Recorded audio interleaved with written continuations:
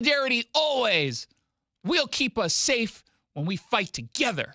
Okay, well, you're going to have to fight together for an appointment at unemployment. It's also not what McCarthyism is. No, you just let them believe what they want, right? At some point, don't you just step back and say, these are idiots. These are idiots. And you're not going to be, they don't know what apartheid is or Zionism. You think they know what McCarthyism is? Seriously, do you honestly think that they can figure that out? It's about Kevin McCarthy, right? Yeah, they're just like, we hated him as speaker. We're with Matt Gaetz. I don't know how I feel yet about this Mike Johnson character, but I'm kind of on the fence. But I'm definitely a McCarthyist. No, you're against that. You know what I meant. Oh my God. Do you think anyone's mind changed as a result of this? Do you think a single act was taken in Israel that otherwise would not have because they looked at this and said, man, they really got me to review my moral compass, and I just can no longer in good faith continue this war because I've been just targeting all of the civilians that I could, especially babies. I think the best publicists that Israel has are these twerps. Because I'm not so sure I believe that. I used to, and certainly for you and I'm assuming everyone who's listening, but I think they're winning this war. It seems to be getting louder. Now, that could be just the impact of social media amplifying, and I certainly concede that, but there are a lot of people who show up to those hate rallies. There really are a lot. And again, we're talking about looking at certain cities. I don't know what it is in Topeka, Kansas. I don't know what it is in Phoenix, Arizona. I don't know what it is in Portland, Maine. But Seattle, LA, New York, Sunnyvale, there are quite a few of these people. And they get not only amplified by the media, but they are portrayed objectively by the media as if what they're saying is not at all disturbing, disgusting, barbaric, anti-Semitic. We just pretend, oh yeah, from the river to the sea doesn't mean anything. But just in case people think it might mean the genocide of Jews, we're just going to ignore it completely in our broadcast. And let's cut the video of them chanting for the end of Israel, because I don't think it's going to play well with our Jewish audience. 1-800-465-8770 for your text messages. 1-800-465-8770. Don't forget our local text. Expert Greg Nunn wants you to know the IRS is going after older cases very aggressively. And they're definitely going after the new cases very aggressively. If you owe money to the IRS, contact Greg Nunn before it's too late. Go with None Better Tax Resolution. N-U-N-N, None Better Tax Resolution. Tomorrow on the Brian Suit Show, we keep waiting for Israel to strike back at Iran. Maybe they're already doing it. I'll tell you how tomorrow morning at 6 a.m. The Brian Suit Show. Everett police were reporting Ariel Garcia, the boy whose drug addict mother murdered him. The grandma was petitioning for custody. Should have gotten it. Mothers or fathers on fentanyl are not thinking straight. I still hold them responsible, but you don't let them have custody of their kids. And the reasoning from the state, by the way, is always, well, they really need that for their recovery. That, meaning the kid. No, that's the incentive. That's your brass ring for getting clean. Weekday mornings, 6 to 9 on KTTH. Time for today's edition of Growing Your Wealth, presented by Madrona Financial. Here's Brian Evans. Today I want to talk about some of the challenges of retiring early. One of the obvious ones is you're going to lose your steady paycheck. But you might say, well, I've got a lot of money put away in my IRA account, so I'll be fine. I'm going to retire at 57. Well, you got to remember, until age 59 and a half, you can't really draw that money out without a 10% penalty, except in certain situations. Another thing you'll find out is, let's say you retired at 58 years old, and you go, well, I got Social Security. Well, you can't turn that on until 62. And another thing is, well, Medicare. Ooh, that doesn't kick in until age 65. So yeah, you're going to have to pay your own medical insurance for 7 years in this example. And that's going to be a very expensive proposition for you. So there's a lot of financial issues about retiring early that you do want to consider. Another thing is, what are you going to do? A lot of people, we've talked on our radio show about the analogy is driving 70 miles an hour your whole life and then coming to a stop sign and going to 0 in 1 second. Well, that can be pretty jostling to your psyche and your body. And so, if you've been working hard your whole life and all of a sudden you don't show up to work at all one day and you never do again, you might have lost all your social contacts, kind of your reason you got out of bed each day. You have things to accomplish. You get some joy out of serving people through whatever you're doing. So when it comes to retiring early, do consider that you need a plan for that, not just a financial plan, but a mental and physical plan for your retirement too. And that was Growing Your Wealth with Brian Evans, Madrona Financial. Investments, retirement, taxes, and legacy. MadronaFinancial.com. Even the mightiest of trees can be blown over if they don't have strong enough roots. The same is true with your investment plan. Can your plan withstand a financial storm? Go to MadronaFinancial.com and click on the Get Started button to request your Rooted Wealth Analysis. You can also click on the chat button and ask us anything. We have a searchable library with answers to your questions. Visit MadronaFinancial.com. Whether you own a local business or a global one, you're always looking for ways to position your operation to create opportunities and move on them faster. With Bank of America, you get access to experts, award-winning insights, and business solutions so powerful, you'll make every move matter, locally and globally. Visit bankofamerica.com/banking for business to learn more. What would you like the power to do? Copyright 2024 Bank of America N.A. Ooh, ma. What was that? That is business phone bliss with the Ooma Cloud Phone System. It handles all our voice, video, and messaging needs. You sound very... Calm, I am. Ooma has everything I need to run my business more efficiently, like virtual receptionist, call routing, and video conferencing. And it starts at just $19.95 per month per user, plus taxes and fees. Ooma. Nice. Find your business comm at ooma.com/radio. Hey, it's Jason Rantz here for the law offices of Harold D. Carr. If you've been in an accident, it is important to reach out to Harold Carr and his associates because, look, we know that being in an accident can be not just scary, but frustrating. You're dealing with a driver who doesn't want to admit that they were the ones responsible for the accident. You're dealing with an insurance company that might tell you that they're offering you a really generous settlement when it's not generous at all. That's why you go with Harold D. Carr. His website is haroldcarrattorney.com. Carr is spelled C-A-R-R, 2 R's in Carr. They deal with auto accidents, wrongful death. They handle the insurance companies so you don't have to. You can actually focus on your recovery while they focus on lost wages, repair costs, hospital bills, and everything else you might need. Head on over to haroldcarrattorney.com. There are 2 R's in Carr.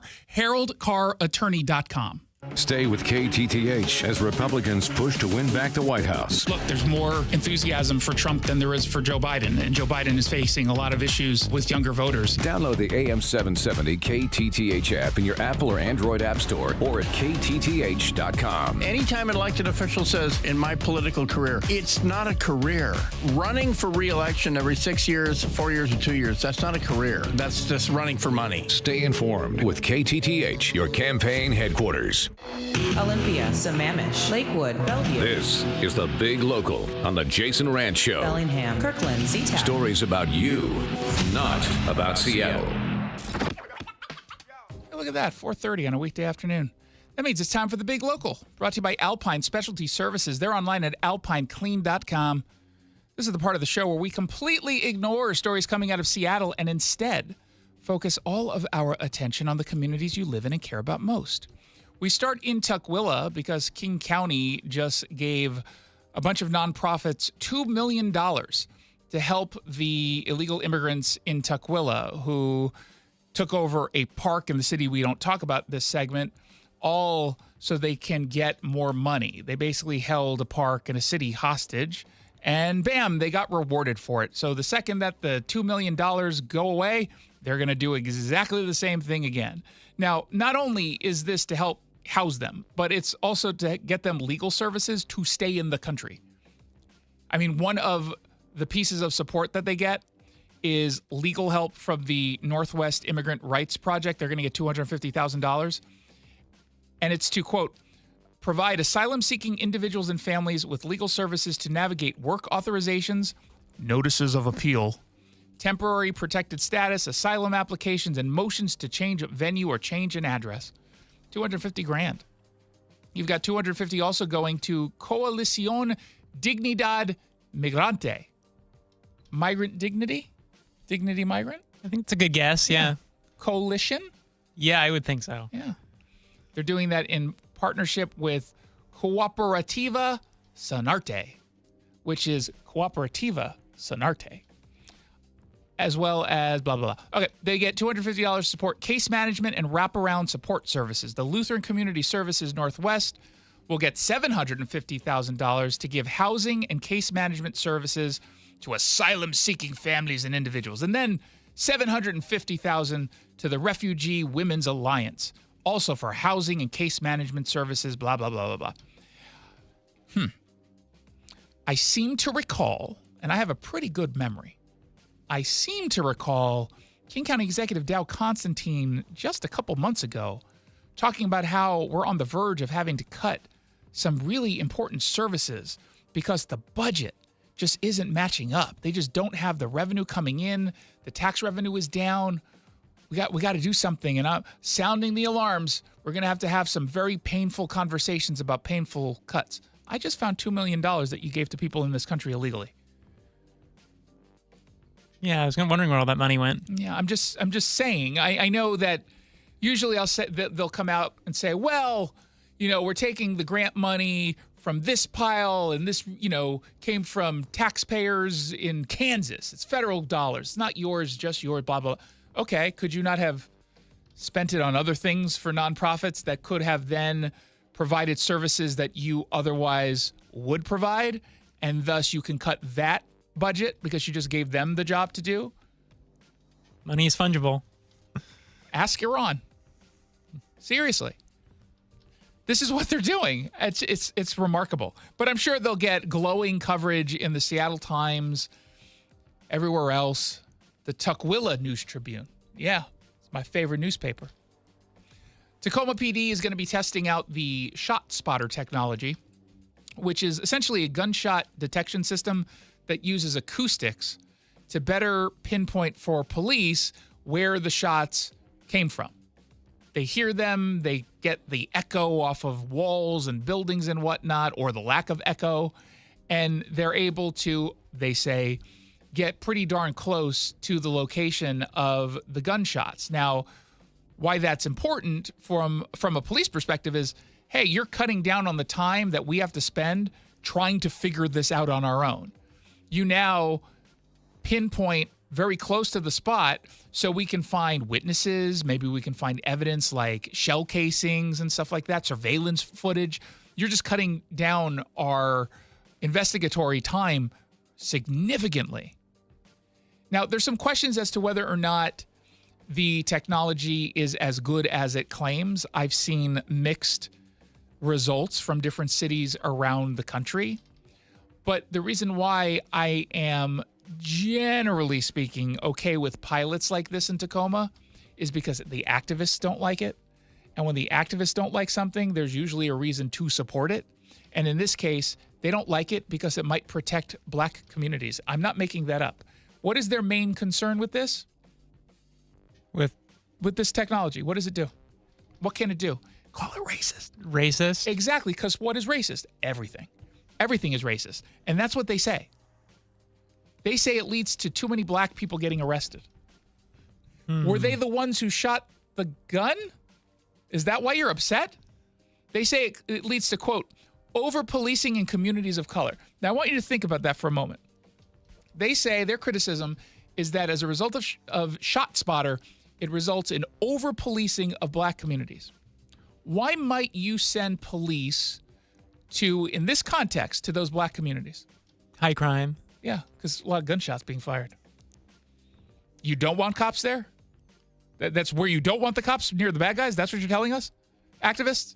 Same ones who told us that we had to defund the police and we had to depolice in black communities because that's really what the black community wanted, except it was mostly white people making that claim who don't even talk to anyone who's black. And the black community was all like, why? No, we don't want you to do that. You're making us vulnerable to crime. Wow, so we have fewer cops, but now more black victims. Why would you do that? Polling consistently shows, I think, that like Black Americans, like 2/3 of Black Americans want either the same or more police in their community. Overwhelming. You might find, and there are polls out there that say we might want, as a community, we want some minor reforms. We would prefer you do it this way rather than that way. And maybe we have some concerns about X, Y, and Z that's very specific to communities. But overwhelming support in the Black community for cops. And again, it's that position, the sort of tougher on crime mentality. That's why Donald Trump is doing so well with Black Americans. This is one of the issues. This is one of the issues. Now I'm going to read from CNN covering the activists who are against this, and these are just nationally. Shot spotter technology is, quote, a probable cause narrator. Ed Vogel, a member of both the Chicago and National Stop Shot Spotter Coalition, a volunteer organization for those dedicated to stopping surveillance in neighborhoods across the country. Vogel said, there's research that shows that the best way to address police violence is to decrease the number of times that there's interactions between police and residents.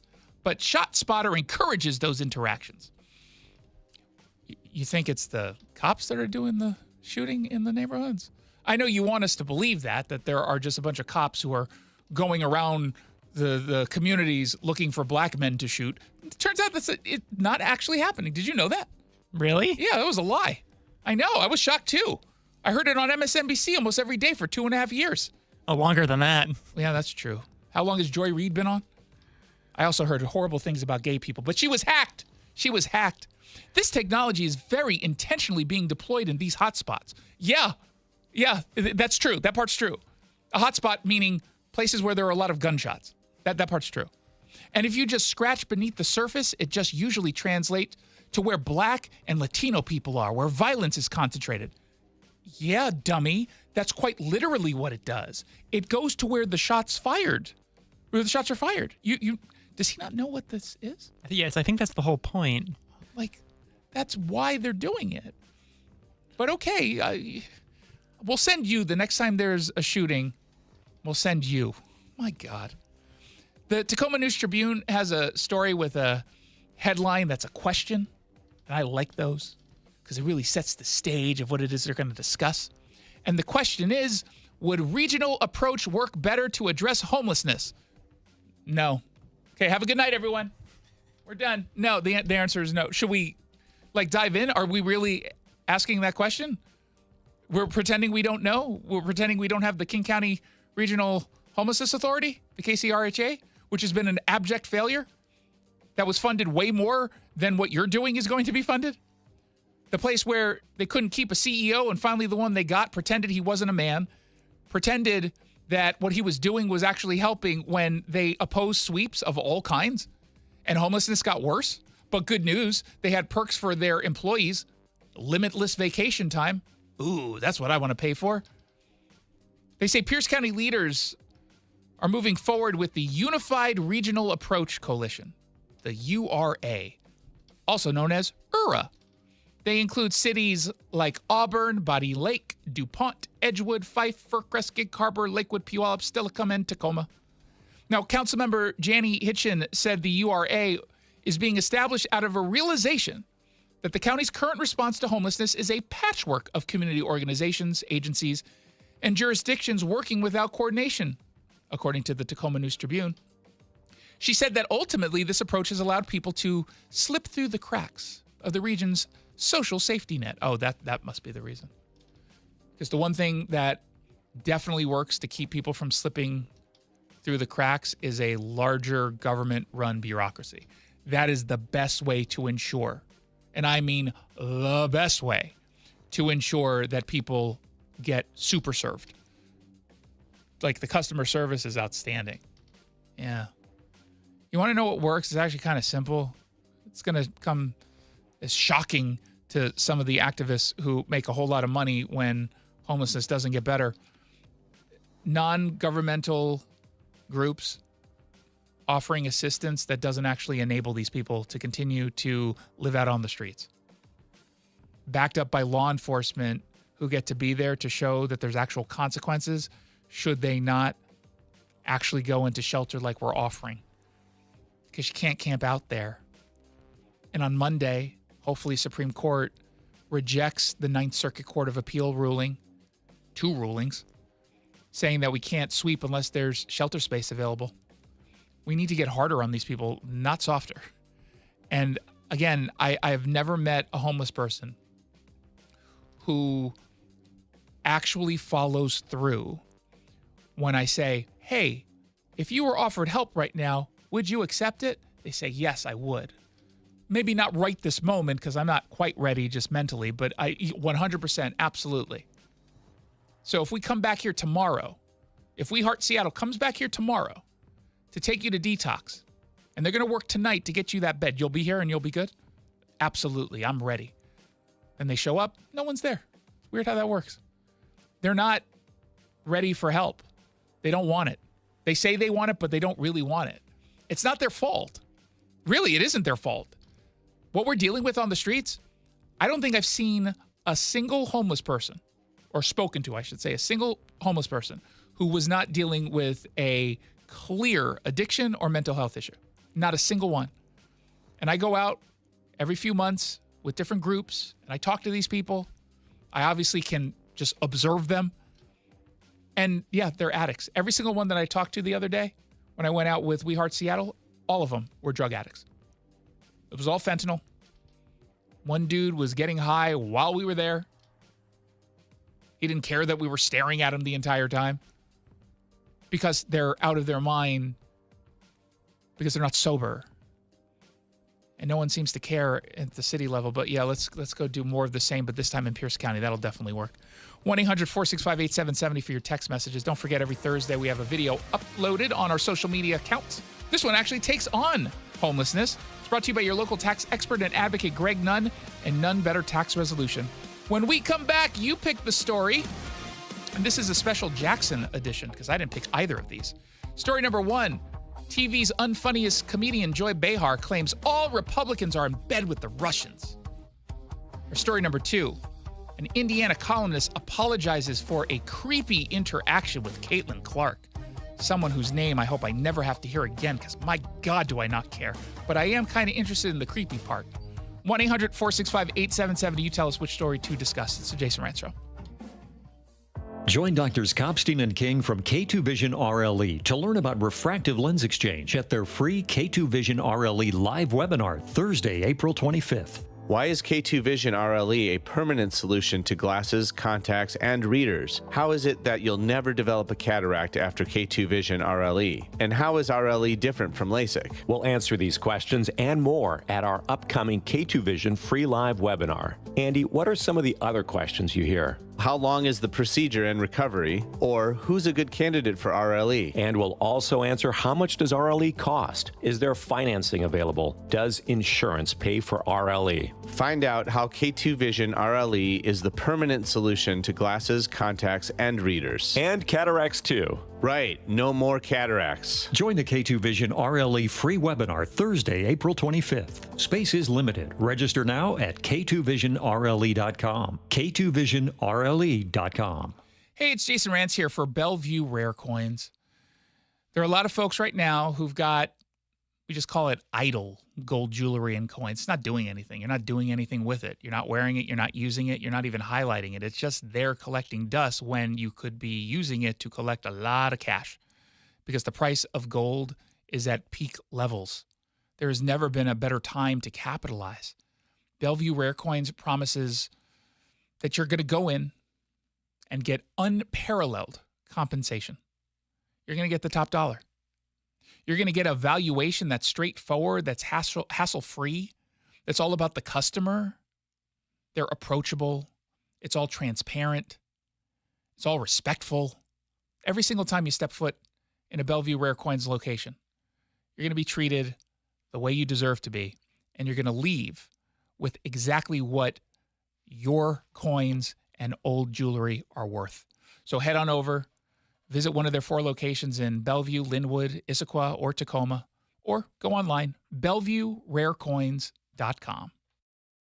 Mitch here at Leathers, Washington's most eclectic home furnishings resource. There's a lot of chaos in the world, so take a break from social media and self-serving politicians. At Leathers in Issaquah, our design professionals will guide you to a happy place by elevating your home environment. More than leather, choose from the latest fabrics and solid wood, something for every room in your home. Our guaranteed low prices, quality, and service will lower your blood pressure and be kind to your wallet. So check the chaos at the door and come experience a Zen moment at Leathers in Issaquah. Unprecedented rebates on insulation means more money in your pocket. Dave Ross here for American Crawl Space and Pest Services. Through Puget Sound Energy, American Crawl Space and Pest Services gives out more rebates than any other company in this region. With unprecedented rebate levels, homeowners can now hire the best, Mark, and the team at American Crawl at a huge discount. Rebates on insulation have never been this high and will probably never be this high again. Hire who I hired and who I trust. American Crawl, the one to call. Visit them online at americancrawl.com. Most colleges today ask you to leave your faith at the front door. But at Northwest University in Kirkland, their door is wide open. Listen as NU's provost, Dr. Sarah Drivdahl, describes how their approach to academics encompasses the whole person. Christian higher education has many different purposes, but I would say the most important thing that a university can do is to help students find their call and serve Christ to their fullest potential. And that is something that Northwest University is in the Ivy League at doing, that we are so good at helping students figure out who they are, learn the information they need, become the people they need to be to really advance the kingdom of God. And when I'm in a classroom at Northwest University, we get to talk about not just this topic, but we get to talk about how Christ relates to that topic. We get to teach the whole person. NU's application deadline for fall classes has been extended to June 1st. A Christ-centered college experience is still possible, and generous scholarships are still available. Apply today at northwestu.edu. You picked the topic on the Jason Rantz Show. Well, even though I want to punish some of you for misspelling Caitlin Clark's name, fine. Oh my God, she just doesn't go away. This story comes from the national desk. Indianapolis Star columnist Greg Doyle. Is he? Okay, he's not a star. It's Indianapolis Star. Yeah, it's He's the not name a of the star columnist. It's the name of the newspaper. Greg Doyle issued an apology Wednesday after his quote-unquote creepy interaction with new Indiana Fever player Caitlin Clark went viral on social media, which is precisely what he wanted to have happen so that he can then pretend anyone cares and then say sorry. Clark became one of the biggest figures in women's sports following her star-studded basketball career for the University of Iowa, in which no one will stop talking about, even though the interest in her really has gone away completely and really wasn't ever even there. Sure, I see some of the tweets about comparing her salary to an NBA star's salary, talking about the pay gap, and I look at it and laugh. I just scoff at it and say, "You fools!" And then I go ahead and look at some other accounts. I added that last part. She was recently drafted first overall at the WNBA draft. I did not know there was a WNBA draft recently. I did not know there's a team called it's the Fever, the Indian Fever. Indiana Fever, I guess. This says Indian. Oh, really? It might be a typo. You know, if well, that's racist. So I know. Maybe I should like this thing because remember white supremacy or something. During a press conference this week, Doyle engaged in an awkward exchange with Clark after flashing her signature hand sign resembling a heart. Oh, my God. Does this translate well to audio? It should. Okay. It says, because it says the heart thing. You know what kids do? Yeah. That annoying thing that kids do, and then when adults do it, it's just weird. So here it goes. Hi. Hi. Caitlin. Greg Doyle, Indy Star. Real quick, let me do this. You like that? I like that you're here. I like that you're here. I do that at my family after every game, so. Okay, well, let's start doing it to me and we'll be able to get along just fine. So. Oh, my God. So he did the hand heart thing and then hit on her? My favorite part is, I don't know what she thought was happening, but you like that? That's a weird statement. Caitlin, Greg Doyle, Indy Star. Yeah. Real quick, let me do this. You like that? It's like he was just like, spank me. And then she does it. You like that? She's like a little put off, but I guess she'll do it to make you happy. I think it's weird that he follows it up too by going, "I'm glad you're here." It's like, oh God. I like that you're here. I like that you're here. I like that you're here. Hold on, let me go get the chloroform. Stay there. That is creepy. Doyle followed the exchange with the question you just heard. Then the interaction goes viral. 36 million views. Somehow I managed not to see this. I'm actually quite proud of myself. Barstool Sports owner Dave Portnoy responded saying, "Okay, pervert." It wasn't perverted. It was just socially awkward. Yeah, it was weird. You know what you learn very quickly about sports columnists? They're all socially awkward. Yeah. All of them. Anyone who works in sports, period, except for the athletes, everyone else is just weird. And all like incredibly unathletic looking too, which is the funny part. It is very odd.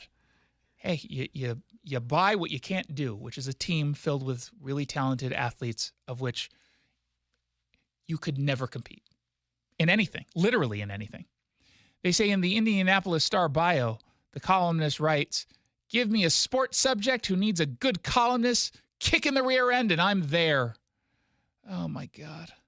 So here's what he said. "Today in my uniquely oafish way." Is that how you say it? It's oaf, I guess. Yeah, like he's saying he's an oaf. Yeah. No, that's a stupid word. Oafish. It doesn't look like it's spelled right. Now I want fish. While welcoming Caitlin Clark, I formed my hands into her signature heart hand emoji. My comment afterward was clumsy and awkward. I sincerely apologize.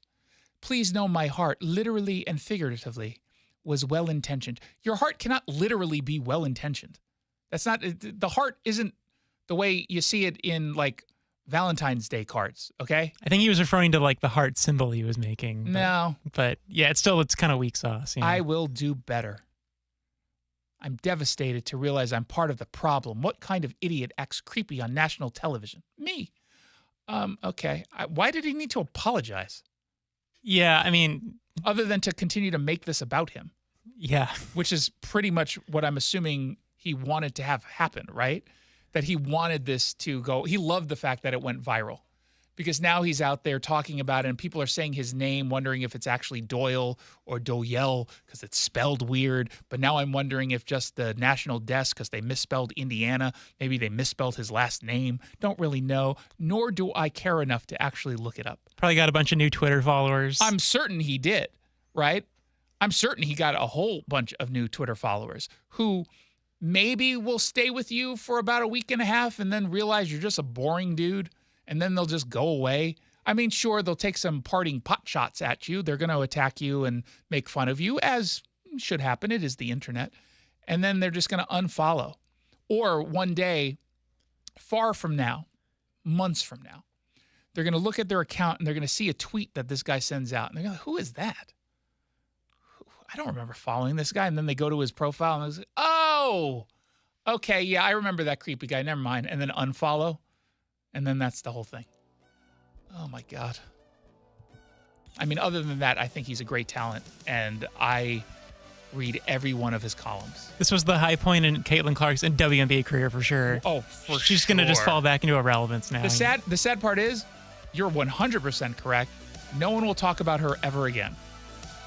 Except for those annoying people who pretend that people actually want to watch her play in the WNBA. No, they don't. They say that because they think it's going to get them a date, but they have no interest at the end of the day.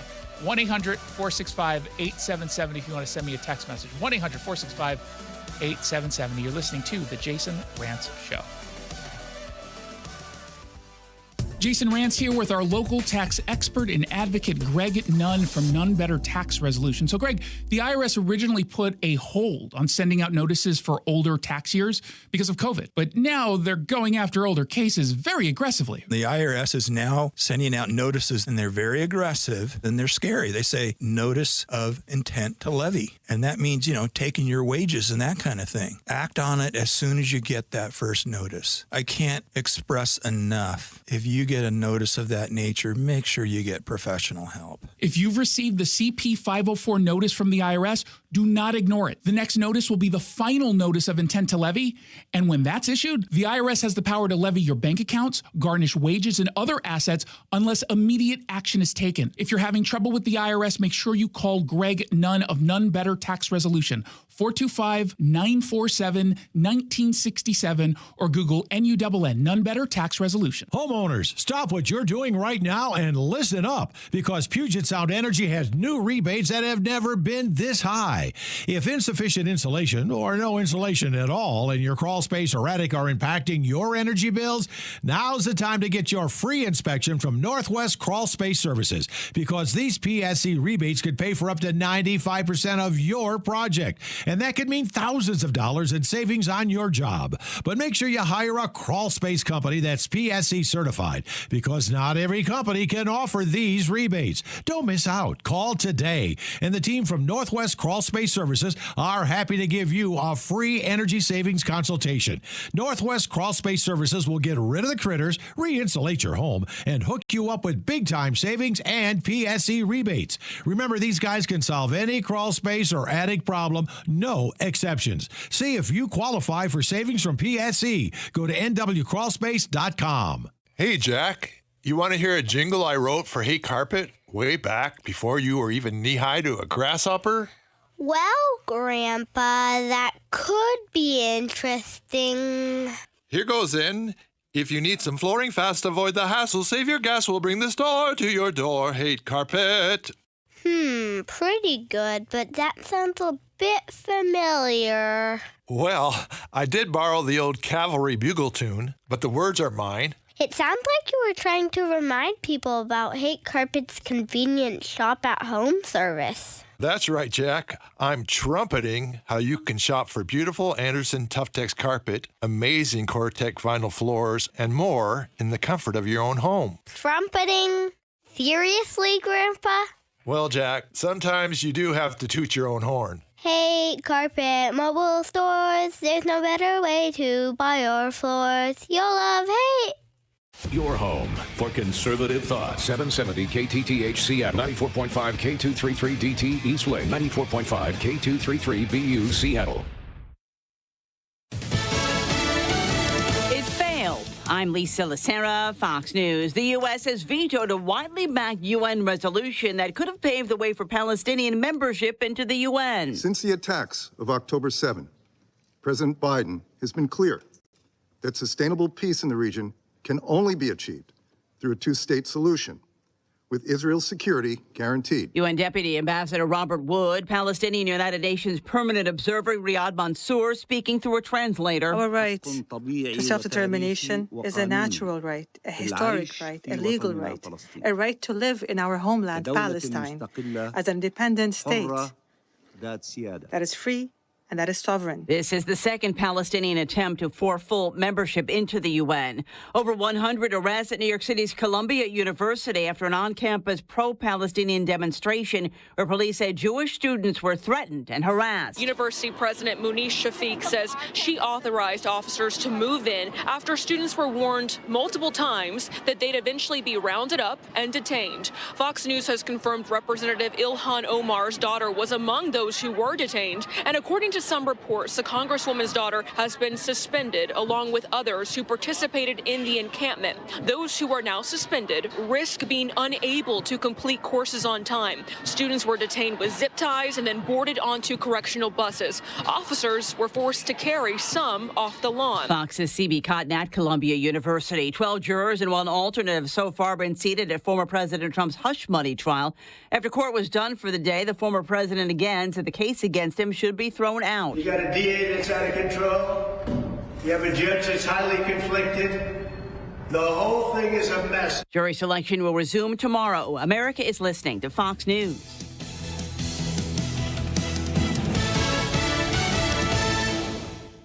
Waiting on a tax return? Hopefully it ends up in your hands. Fraudulent tax returns due to identity theft increased by 30% in 2023. If you're in a bind this tax season, LifeLock can help. Our U.S.-based restoration specialists are experts dedicated to helping solve your identity theft issues. And all LifeLock plans are backed by the $1 Million Protection Package. So we'll reimburse you up to the limits of your plan if you lose money due to identity theft. Help protect your information this tax season with LifeLock. Save up to 25% your first year with promo code NEWS at LifeLock.com. Do you find yourself stuck in a timeshare? Get the real facts about the timeshare industry and your options for cancellation. Chuck McDowell, founder of Wesley Financial Group, has put together a free information guide that reveals the secrets the timeshare industry doesn't want you to know, including the 5 ways to get rid of your timeshare. Call now and get this timeshare information guide absolutely free. Call 800-919-3200. That's 800-919-3200. 800-919-3200. Yellow light! I'm walking here!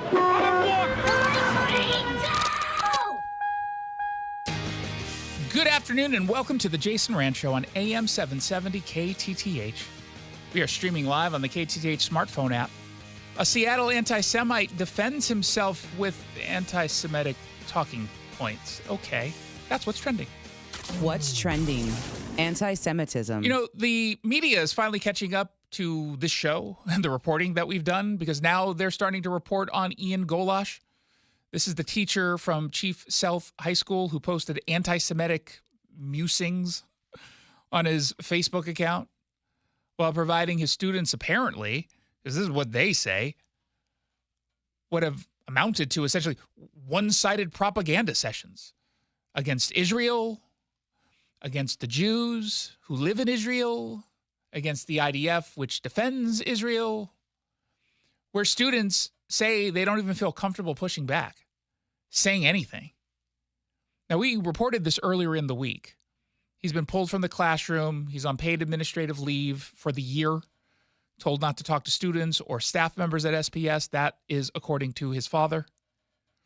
And then the Seattle Times is all like, I guess we might as well cover this guy that Jason Rantz has been talking about for the last several months. I guess it's news, the whole indoctrinating youth with anti-Semitic propaganda that would make Hamas proud. Okay, fine. Twist my arm. I can take his side, though, right? Yeah. Ian Golash apparently agreed to an interview with the Seattle Times. That's what the report says. But then he backed out and instead gave a written statement, or at least some text messages back. I think probably knowing that the Seattle Times would just uncritically publish them and just, move on, not point out, I don't think this is a reflection of where he actually stands.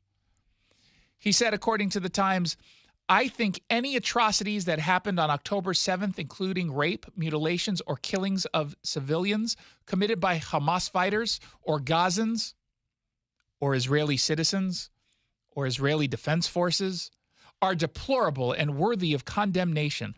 I like how he's bringing Israel into this. Yeah, because they were the ones committing rape and murder. Got it. He's obsessed with Israel. That is a sickness. That is a sickness. Calls them Hamas fighters. They're terrorists. Now, I know he doesn't see them as terrorists because, well, he's been defending them this entire time, and no one wants to say, well, I defend terrorism. So they just pretend that it's some sort of justified reaction to oppression. He said the atrocities, including rape, mutilation, the killing of people, was wrong in that statement, right? Yeah. Okay. Was what happened to Israel on October 7th justified? Yes. But that's not what he's just said in the statement. Oh. The statement's a little bit less hateful and disturbing. The rape of women at a music festival was justified. Where's the evidence that there was rape? You don't think there was any rape? Where's the evidence that there was rape? Okay. I mean, there's a UN investigation. There's the victims of rape who were former hostages who have spoken up. I mean, again, let me just go back to his statement. He does say including rape. He must have found a lot of the evidence over the course of the last, He did his research. Oh, he did his research. I mean, he didn't do any since October 7th, but in the probably 2 hours that he spent wondering whether or not he should agree to do an interview with the Seattle Times, he did the research and finally came to the right conclusion. Okay. Were women murdered at the music festival? They were. Was that justified? Yes. Okay. I'm going to say his statement is full of crap.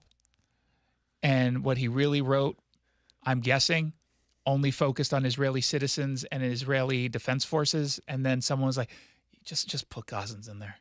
Don't say Palestinians, though. Say Gazans. And don't call Hamas terrorists. Call them fighters. We got to, because this is not good. This is not going to play well. You know, the Jews who own media, they're going to go all after you.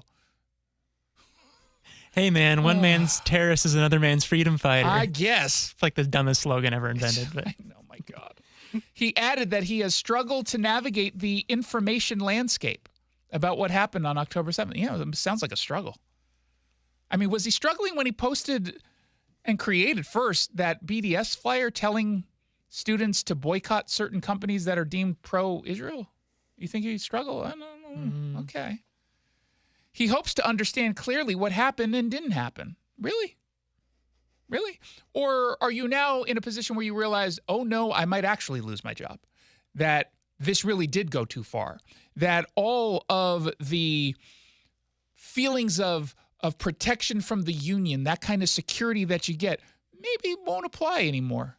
Maybe I just went too far. Gosh darn it. Then they say Golash maintained that while, quote, Palestinians were justified in resistance to Israel in support of their liberation from an apartheid state, end quote, that he hoped that the resistance would be peaceful. Okay. I mean, I suppose I haven't personally heard him scream about the Intifada, but I'm a guess that he's a supporter of it. Okay. Thank you for that statement. That was really illuminating on who you are as a person. A total fraud who has views that are so disturbing, you legitimately thought you weren't going to get called out on it. And if I were him, I probably would have held that same exact position too. Because you see, he'd been saying this kind of garbage, this kind of crap for a while. And he's gotten a pass, despite the fact that the school knew about it. I've got the emails. I've got the emails to the principal. I have the principal's email to some other staff members saying, oh, only 4 parents are complaining. Yeah. You can read them. They're over at KTTH.com. But then, of course, he has to pivot to how he's a victim. Did you know he's a victim in all of this? Oh. Not of a rape or a murder or a mutilation or being held hostage, of course. That only happens to Gazans. Everyone's a victim nowadays, right? Uh-huh. He says he denounced, quote, harassment he said he's experienced for the past 4 months, including threatening messages, 2 bomb threats, and strangers showing up at his home. Huh. That almost sounds like a PDR-able claim, the whole bomb threat stuff. Huh. The teacher called the harassment, quote, deeply troubling and antithetical to the kind of spirited debate and examining of different perspectives and dialogue in the interest of deeper understanding that I hope to have in my classroom. Now, I don't think he hopes to have that in the classroom, nor do I think he fosters that. And my proof of that, or at least what has convinced me, was an email from a Jewish student sent directly to Ian Golash just a few weeks ago, complaining that, quote, discussions of topics that do not align with your beliefs are not welcome. Kind of sounds like the exact opposite of what he said he hopes to accomplish. This student said that the, quote, overbearing presence of your own beliefs makes it uncomfortable for students like me to share their own opinions and experiences. Huh.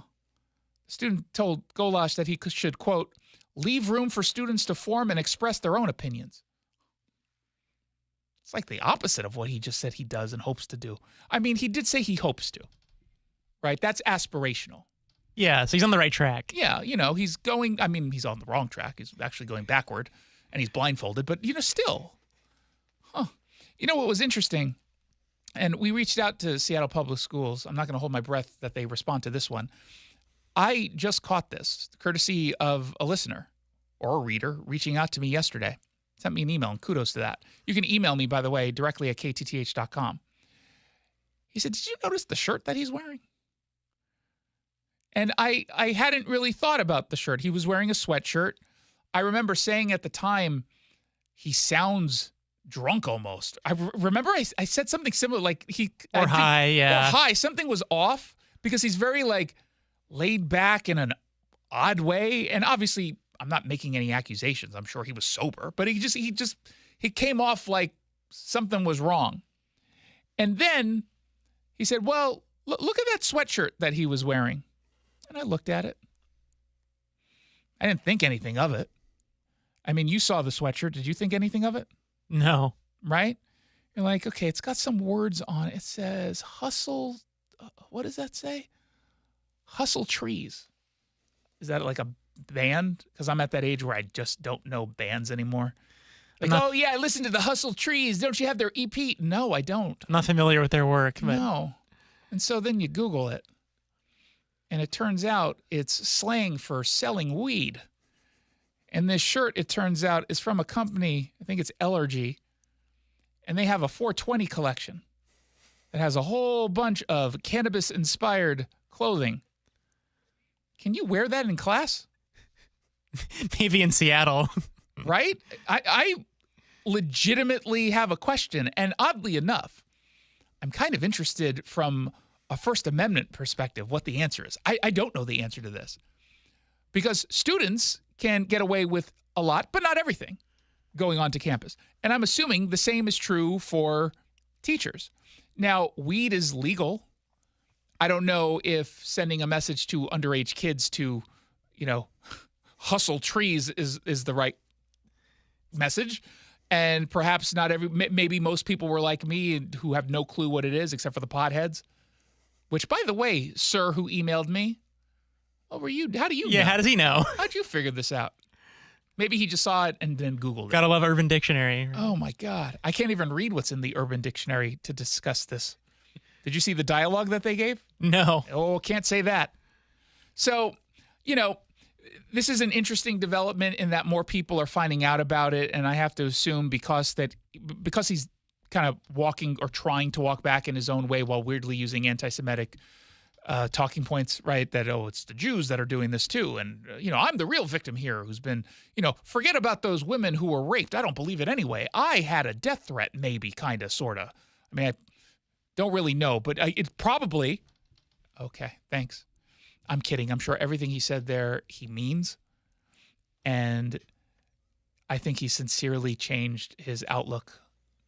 In fact, if I go to his Facebook page, I'm sure I'll see, oh no, I still see the same post from a few days ago in which you tripled down on literally everything you had said in that interview and then some. Okay. But seems like an excellent teacher, though. So, yeah, he's great. He's really challenging in the sense that it's challenging to sit through any one of his classes without wanting to punch yourself in the face multiple times.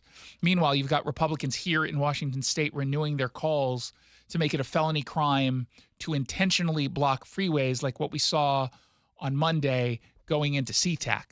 That airport where there's only one way to drive in, and all of those pro-Palestinian, definitely not anti-Israel and anti-Semitic activists decided to just hang out with the sleeping dragon. Here's State Representative Spencer Hutchins. Protesters, be aware. We support your First Amendment freedom of speech rights. We do not support you interrupting the lives and safety of your fellow citizens. We need to put some more teeth in the law to say this behavior, these actions are unlawful. We will make it a felony. What kind of penalties are we talking about? We're talking about fines of anywhere from $1,000 to $6,000 or $10,000, depending on whether you are a follower or a leader. Jail time, 60 days, up to 60 days in jail. I mean, they're all kind of followers, right? I don't think you're allowed to have like a form of governance in any of these groups, right? I think it's just, we'll meet up and figure it all out. Who's the Grand Wizard? Right? There's just none. No one dons. I mean, they're all Grand Wizards. My God. He was there speaking to Como TV as you heard from a random passerby who certainly seems really supportive of this idea. It needs to be impactful to prevent it from happening again. If it were a felony, maybe it would make people think twice. It's highly inconvenient every time we have these protests. It's dangerous. Yeah, they don't care, though, because you see, they believe that they are really responding to a higher being, not God, because they're all godless, but maybe because they're godless, they need to find some more meaning in their lives. and they're sick and tired of their part-time barista job. They're like, oh, man, I hate working for the man. Dude, you work 4 hours on a weekend at Starbucks. Relax. You're still living off of your stepdad, okay, who's still trying to buy your love because you never really accepted him, marrying your mom. Oh, and you can just go up to him and say, hey, I just got a $10,000 fine because I was on the freeway. You'll pay for it, right? Right? Kirk? That's his name. Kirk. He's got blonde hair and an uneven goatee. Why is it uneven? I don't know. He doesn't know how to do it. What do you want? I don't have the uneven goatee. Why don't you ask him? Here's a traveler named Adam who sees it a little bit differently. You can tell he's kind of defeated. Yeah, I see it all the time. But, it's like everybody keeps getting away with everything. My free speech rights can't stop you from traveling. Yeah, he kind of knows what's up. The fact is, despite this being pushed through by Andrew Barkis, state representative from Olympia, friend of the show, or I should not say pushed through, introduced, it was completely ignored. The Democrats completely ignored it. And they're going to completely ignore this moving forward the same way they've completely ignored everything that's been happening, not condemning any of this stuff.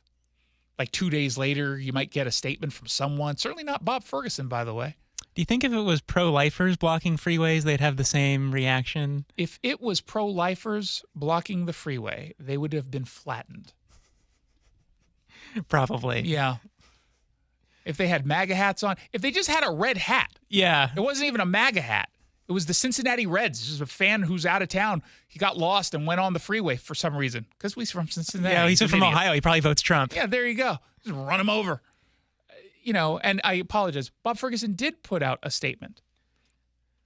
It wasn't a very good one, but he did put out a statement. There was a question that I saw after I tweeted a video from Piers Morgan's internet show, whatever it's called. I think it's just called Piers Morgan Tonight or something. Uncensored, I think. Yeah, I'm sure. He's not uncensored either, which is just ironic. He doesn't cuss or anything. So were you holding back your opinion? I'm sure there's some standards and practices he has to abide by. Yeah, and by the way, you were on in Britain. There are no rules on language like that. In any case, I posted a video of an interview he did with a truly rotten monster, an activist named Nurdeen Kizwani. And they were talking about the Death to America chants that happened in Michigan and I'm sure New York and everywhere else. Just like, do you condemn this kind of thing? And when I posted it, a few people responded saying something along the lines of, why are these people being interviewed? Like, why are we giving them a platform? And I think that that's a reasonable question. I think the answer is also reasonable. It's so we highlight people like this exist. So we highlight the fact that this is a guy, or a woman in this case, but these people are out there starting a movement. Some of them are teachers. Some of them are lawyers. Some of them are politicians. They're in positions of power. And I do think it's important to highlight these people so we know what's out there and what is trying to corrupt other people who don't know any better. So let's listen to this. Phrases and actions that have been taken at the protest haven't actually been violent. They haven't harmed anyone. And I don't think we should focus. What do you think about people chanting death to America, as they did in one video clip? I think that that's just a phrase maybe said by an individual. Well, no, the whole crowd. Remember that whole all lives matter? That wasn't just a phrase, was it? Got a lot of people fired, I think. Okay. Death to America, it's just a phrase. Well, yes, Heil Hitler was just a phrase. Thank you so much. Thank you for telling us the obvious. What's the message that it sends? Kind of seems pretty clear. We're just playing around. Who hasn't chanted death to the imperialist war machine fueled by the oil of Palestinian blood? I still like that prose. That was very well done by an adult who gave it to a high school. Began joining in. I didn't see that. Yeah. So this guy said it, and then the whole crowd began chanting it. What would you condemn that? I'm here to talk about the entire. Hang on, you're here to answer my questions. Actually, would you condemn what they were chanting, "Death to America"? I think we should condemn Palestinians actually being killed. How about this? You can condemn that in a second. First, do you condemn this one particular statement, and then I'll let you go on and on and on with all your propaganda. Does she think she comes off well here? And by the way, what does she think will happen as a result of condemning death to America? Will she be kicked out of the club? Seriously. Maybe. Or actually killed, probably. There might be some of those things. Okay. I think that... That's not the question I'm asking you. So I will ask you about Gaza. But on the question I asked you, would you condemn people in America chanting death to America? What do you say? I don't condemn how people choose to express their rage verbally. I don't condemn that because at the end of the day, the reason they're saying that is because the U.S. is sending the tax dollars and the weapons that are actually creating death Do you support to them Gaza. chanting death to America? I don't chant that myself, so I don't know why you're trying to trap me in this type of... Imagine thinking this is a trap question. Seriously, imagine thinking this is a trap question. Oh, my gosh. Would you like to kill a puppy today? I can't commit. Why are you asking me that? Well, just tell. That's a trick. It's very nuanced. What am I tricking you into doing? Well, you'll either want to kill the puppy or not. I don't personally decide what other people want or do not want to do. I'm not going to answer this question. Asking you to condemn it, you don't want to. So I'm asking, do you therefore, should I assume you support them chanting? Those aren't the chants that I would personally do myself. You must either hang on. Sorry. I just want an opinion on this. You must surely either condemn it or support it. No, you don't need to. You're neutral it's and not death a to America. binary That's thing. terrifying. Okay. I seem to remember some people out of anger saying flatten Gaza. And there were immediate calls for everyone to say, oh, you condemn that. See, this is genocide. You better call this out. How dare they use this phrase and terms and words that are consecutive, turning into sentences and stuff? How dare they? But in this case, it's just a sentence. It's a meaningless expression. It's like when you tell your spouse, I love you, when you've been married for 40 years and really you're just settling. And you know that you can't do any better. That's all. Is it death to America? I love you. Same thing. Oh, my God. Don't call me. I'll call you. I promise. It's a statement. I'm busy. I'm washing my hair. Oh, God. Yep. It's not going to end. It's not going to end. 1-800-465-8770 if you want to send me a text message. 1-800-465-8770. Don't forget, become a podcast subscriber. You can get it on the KTTH smartphone app or wherever it is you get your podcasts. It's the Jason Rantz Show. Tomorrow on the Brian Suit Show, we keep waiting for Israel to strike back at Iran. Maybe they're already doing it. I'll tell you how tomorrow morning at 6 a.m. Join Doctors Kopstein and King from K2 Vision RLE to learn about refractive lens exchange at their free K2 Vision RLE live webinar Thursday, April 25th. Why is K2 Vision RLE a permanent solution to glasses, contacts, and readers? How is it that you'll never develop a cataract after K2 Vision RLE? And how is RLE different from LASIK? We'll answer these questions and more at our upcoming K2 Vision free live webinar. Andy, what are some of the other questions you hear? How long is the procedure and recovery? Or who's a good candidate for RLE? And we'll also answer, how much does RLE cost? Is there financing available? Does insurance pay for RLE? Find out how K2 Vision RLE is the permanent solution to glasses, contacts, and readers. And cataracts too. Right, no more cataracts. Join the K2 Vision RLE free webinar Thursday, April 25th. Space is limited. Register now at k2visionrle.com. k2visionrle.com. If you or someone you know have been in an accident, a car accident, call the law offices of Harold D. Carr. You're already dealing with an injury. You're already dealing with a car that's now damaged. You're already dealing with the stress of not being able to live your life. You don't have to deal now with insurance companies that are going to take advantage of you. They're not going to take advantage of Harold D. Carr and his team, his 48-person team. This is someone who is going to handle your claim so you can actually focus on your health, your family. The law offices of Harold D. Carr have helped over 22,000 people with their personal injury cases. He's been doing it since 1989. His website is haroldcarrattorney.com. There are 2 R's in Carr. haroldcarrattorney.com. There are no attorney fees if there's no recovery. He's got 6 offices in the Puget Sound, so it's really convenient for you. And you get a free consultation. haroldcarrattorney.com. CARR, haroldcarrattorney.com.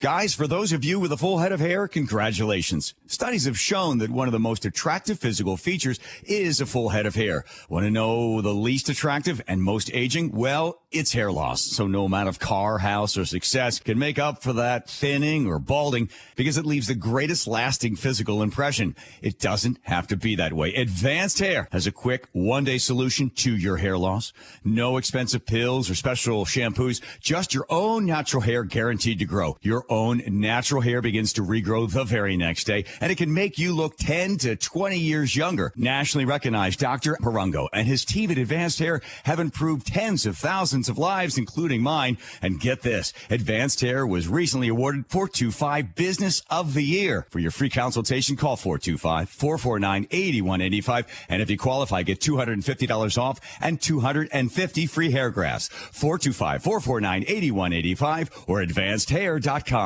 With great reviews and friendly, smiling faces, General Transmission can repair your transmission for far less than a replacement. Need a second opinion? Trust General Transmission. Family owned and operated since 1988, GeneralTransmission.com. At State Roofing, we don't just install roofs, we build peace of mind. Hi, I'm Sam Thomason, owner of State Roofing, and we stand firmly behind our work, protecting your investment for years to come. Backed by warranties that offer you protection, reliability, and trust long after the project. Take advantage of our zero down, zero payments, and zero interest today. Call 866-ROOF-ROOF or visit stateroofing.com for a free estimate. State Roofing, the last roof you'll ever need. Are you putting off your new kitchen plans? Why wait? Hi, Chad Cicchini, owner of Heritage Homecraft. Call today for a free in-home estimate. Years of experience, thousands of happy customers. Heritage Homecraft, 425-485-1600 or heritagehomecraft.com. When you want to keep listening but won't be near a radio, there's an app for that. Stay with KTTH as Republicans push to win back the White House. We just saw Biden down at the border. It was his second trip in 2 years, both for political reasons, both photo ops, and in both cases, he did not even see a single illegal immigrant, which almost takes effort given what's happening down there. They didn't want him to see it. They cleaned the whole thing up. Download the AM 770 KTTH app in your Apple or Android app store or at KTTH.com. The Jason Rantz Show. Here to react, Seattle Talk radio host Jason Rantz. And the rise of soft on crime laws and policies have made it worse. Our man in the Pacific Northwest, Jason Rantz, is on that. And you keep on bringing us these extraordinary stories from Seattle. It's amazing. Long form. Well, there's an article in the Washington Post that is really, really critical of Senator Maria Cantwell, who first ran for the Senate championing a very simple cause. Internet privacy. She was all about it. And yet, pretty much nothing has been done. In fact, according to the Washington Post, and they're citing a number of staff members on the Hill, they say it was Cantwell herself who was the primary reason for the slowdown. They write, Cantwell has repeatedly upended privacy negotiations. In 2019, she broke up a working group trying to hash out a compromise. In 2022, she rebuffed a landmark agreement from 3 key lawmakers, a first-of-its-kind bipartisan deal. Again and again, aides said, she was thwarted. She has thwarted promising talks by refusing to iron out key disputes, speaking out publicly against colleagues' efforts, and not empowering her staff to fully negotiate.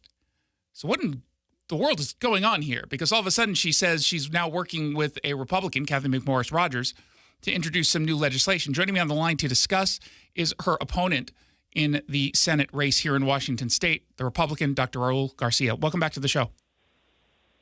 Thank you, Jason. Thank you for having me today. What do you make of this report? I mean, this is a damning report.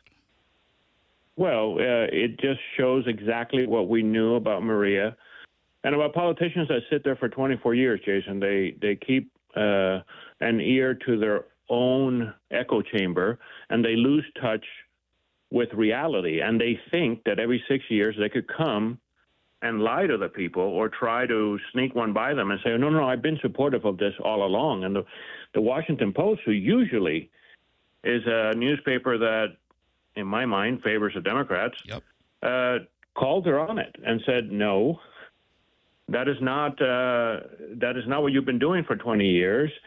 And this is election season. So she's coming around as she does every 6 years, and she sits on her mountaintop for the other 5 from Washington, D.C., looking at our state from afar. And that is not the kind of government that I think that people want anymore. I think people want a government of solutions. And if you say you're going to do something, well, do it. What should be done in the world of internet privacy? What rights should companies have to be able to operate a business and, get enough information so they know how to target consumers versus the consumer rights to not just have all of our information given up? Yeah, I think that is a fine balance, right? You do want individual freedoms, and we as a government need to protect individual freedoms. There's also the question of free enterprise, and individual freedoms don't come only for us as individuals, but we do need to protect our small businesses so they are able to succeed. I believe that we should have privacy, but there is a fine balance on the things that could be abused, right? So all this time, we have tried to push forward legislation that is bipartisan, by the way, to bring privacy to our lives and even to our small businesses. And our sitting senator has stalled them. Yeah. For her to come out now and say, well, let's champion this. Well, what happened to the last 6, 12, 18, 24 years, Maria? And this is where I believe that the people of Washington are going to see the reality of what we have, which is a one-party system, which listens to their own echo chamber, who has lost touch with the families of Washington, and we're going to elect a government that could bring true solutions. If we sit here and say, let's find a balance between the privacy of our independent freedoms or the success of our small businesses, let's find that balance. Let's bring about a solution and get privacy in there that is considerate of our own lives, not to be out on the internet, and for our small businesses to still have a right of free enterprise and be able to succeed.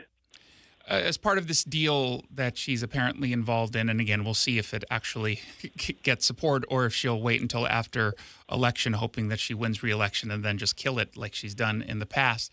One of the things it does is allow individuals who have their privacy rights violated by what they're just calling bad actors. So companies that are not making mistakes in any of the data that's being stored or requested, I suppose, but actively choosing to violate one's privacy rights. Is that something that you would support? Because in the past, it seemed like Cantwell was the one who said no. Yeah, no, I would certainly support that. And look, I applaud Kathy McMorris Rodgers for coming out and being a leader on this. But people should be upset. People should say to politicians, enough. Don't you come out and try to sneak one by me. You've been sitting here saying one thing for 20 years, and now you're coming in to save the day. Mm-hmm. That is not what we want as leaders. We want transparency. We want leaders that could actually do what they say they're going to do and represent our lives to make it better, not pick and choose. And then in election season, you come out and say, oh, I've always been a champion of it. And I am very glad that the Washington Post called her on it. And it's a sign that things are changing. Even the Washington Post is like, wait a minute, man. We can't have this anymore. So when the Washington Post is saying that it should have upset our families, it should upset our people in Washington and say, you know what, we need change, we need fresh leadership. I am all for term limits, and we have a great opportunity to term limit Maria Cantwell this November. What's really curious, and we're talking with Dr. Raul Garcia. He's running for Senate as a Republican candidate against Maria Cantwell. I'm looking at her finances, her campaign finances, and she's got a lot of big name tech companies in the top 20. You've got Microsoft delivers a whole lot of money to her. Amazon does as well. Meta has been giving her a lot of money. Now, obviously, if you come from Washington State, you're going to expect some dollars flowing in from big, influential tech companies. But at the same time, I mean, particularly when it comes to Meta and privacy, there have been ongoing conversations about that for years. And it certainly seems like any kind of delay in some of the legislation would benefit them. Of course. Of course. I mean, I see the conflict of interest clearly, and I hope that everybody else does as well. Look, as your next United States Senator of the state of Washington, of course I am going to make sure that our people don't get the short end of the stick. And I'm a champion of small business, and we also have to understand that we have top Fortune 10 companies in Washington state that help our economy. And of course, we're going to help them along, but not to the demise of the citizens of our state, right? Let's find a balance and let's all succeed together. And I think that there is a way to do that without putting one against the other. Let's be pro-growth completely. And if we are a pro-growth government, you'll see Washington succeed. Well, in the context and of tech, come back. Yeah, but in the context of I'm curious what that means to be pro-growth, because it's almost a nebulous statement when it comes to technological companies. Well, to be pro-growth is to certainly do those things that will benefit our state. Now, what you're getting at is, are we going to support a tech company and they are going to be able to violate our privacy? Mm-hmm. No, I will not support that, right? I am always going to be on the side of the citizens and the privacy of our citizens. I think that every day we lose more and more privacy, and every day our government gets bigger and bigger and tries to take from us. It reminds me a lot of where I came from. You know, a lot of people out there know that I was born in Cuba, and the government basically came in and said everything is ours. Yep. And your information is ours, and what you think is ours, and what you basically they wanted to dictate what we did every day, and they did. They control the media, they control the education, they controlled the companies, they federalized every single company. Coca-Cola had to leave Cuba, many others had to leave Cuba because of that. And this is a little example of it. We cannot let the big companies succeed on the backs of the privacy of people. No, we can't do that. Can we find a balance? Absolutely. Absolutely. And that's where I mean, let's all grow together, but let's respect the small guy. Let's respect the citizens' privacy. Well, then last question on, that balance. At the same time, we're both acknowledging and have the same concerns for government overreach. And we're also saying that we want them more involved on the privacy side of things. So how do we know that the government isn't going too far when dealing with tech companies and the privacy responsibilities that we all believe they should have? There's a little bit of a conflict there, isn't there? There is. And you are you're the best for bringing it up, because certainly it's a fine line, right? And what I would do in my mind right off the cuff is to have a third-party company make sure that they oversee those things. So not directly the government, but have a third-party company make sure that we oversee those things so companies don't step over the line. Now, your next question shall be, wait a minute, you're making now bureaucracy bigger. It's a fine line, Jason. It is, and I think that we need to, at the very least, sit at the table and bring different ideologies to the table and see what the solution is, and come out with a solution that has the importance of the privacy of our private citizens very much in mind. And once we do that, then carry it out with the leanest government possible. There you go. Dr. Raul Garcia is running for Senate. His website is garciaforwa.com. It's all spelled out, Garcia, FORWA.com. Thank you so much for stopping by, as always. Really appreciate it. Thank you. Have a great day. And to all the listeners out there, let's go win an election. Let's go win an election, indeed. Again, it's garciaforwa.com. You're listening to The Jason Rantz Show. When we come back, we're going to dive into some quick hits. Mitch here at Leathers, Washington's most eclectic home furnishings resource. There's a lot of chaos in the world, so take a break from social media and self-serving politicians. At Leathers in Issaquah, our design professionals will guide you to a happy place by elevating your home environment. More than leather, choose from the latest fabrics and solid wood, something for every room in your home. Our guaranteed low prices, quality, and service will lower your blood pressure and be kind to your wallet. So check the chaos at the door and come experience a Zen moment at Leathers in Issaquah. Everybody likes free money. This is David at Northwest Safe. The best time to buy a safe is when the factory helps pay for it. Through April, factory rebates will save you hundreds on the Liberty safe you need. Liberty safes are better built, have the best warranty, and unlike their competition, are made in the USA. At Northwest Safe, we have more safes on display, unmatched service, and the best in-home delivery. See us online at nwsafe.com. That's nwsafe.com. Spring is officially here, and with it comes the official spring weather of the Pacific Northwest. Rain, rain, and more rain. This time of year, heavy rain can be especially tough on an old roof. If your roof does spring a leak, Valentine Roofing has you covered with our Leak Stop Guarantee. We'll stop a leak in your old roof until the new one is safely installed. And we offer this leak stop service year-round to keep you dry. But don't wait for a roofing emergency. Schedule your free estimate now before you have the headache of dealing with a leak. Our estimates are straightforward. We'll provide you with an honest assessment of your roof's condition along with our best price right from the start, all within about an hour of when we arrive.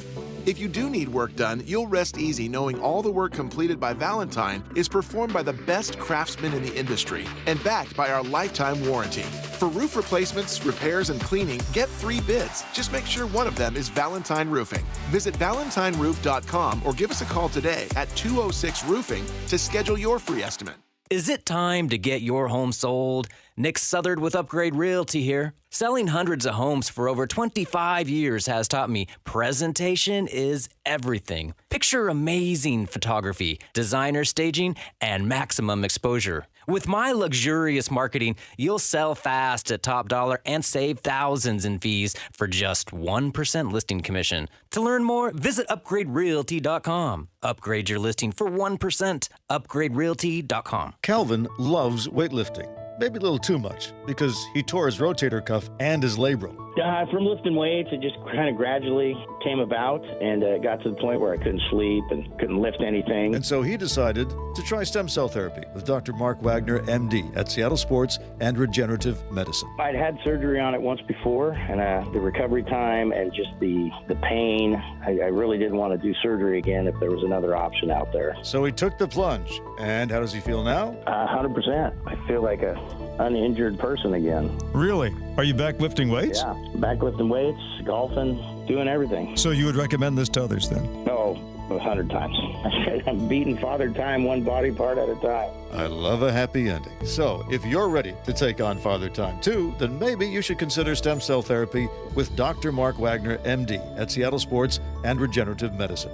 Schedule your consultation at drmarkwagnermd.com. Security is a high priority these days. Does your home or business feel safe? Keep unwanted intruders out with Security Gate and Access. They're the experts in custom gates, access control, electric fences, and video surveillance for homes, neighborhood communities, government facilities, and commercial properties. Security Gate and Access can help you protect your family, customers, employees, and merchandise. Safeguard what's most important to you. Go to sgawa.com. Protect, secure, and deter with Security Gate and Access. The Jason Bringing our man in the Pacific Northwest. KTTH Seattle talk radio host Jason Rantz. Great to have you with us to tell people a little bit more about this. Jason Rantz is in focus now. Jason Rantz, thank you for your reporting on that. The Quick Hit. I can't say that I am. What would be the word here? I'm not flummoxed. I'm not bewildered. I'm not shocked. I'm not even angry that when Alejandro Mayorkas, fresh off of his Democrat-secured win against impeachment, when he comes out and pretends that there's no issue at the border and that this administration holds no responsibility whatsoever when people come into this country illegally through a purposefully porous border and then end up committing serious crimes, or any kind of crime, really, but especially egregious crimes like murder. For example, Laken Riley, of course, was allegedly murdered by someone in this country illegally. And he was someone who was caught but then ultimately released. Why did that happen? Who's responsible? Can someone please answer that question? Why was Jose Ibarra paroled instead of being detained?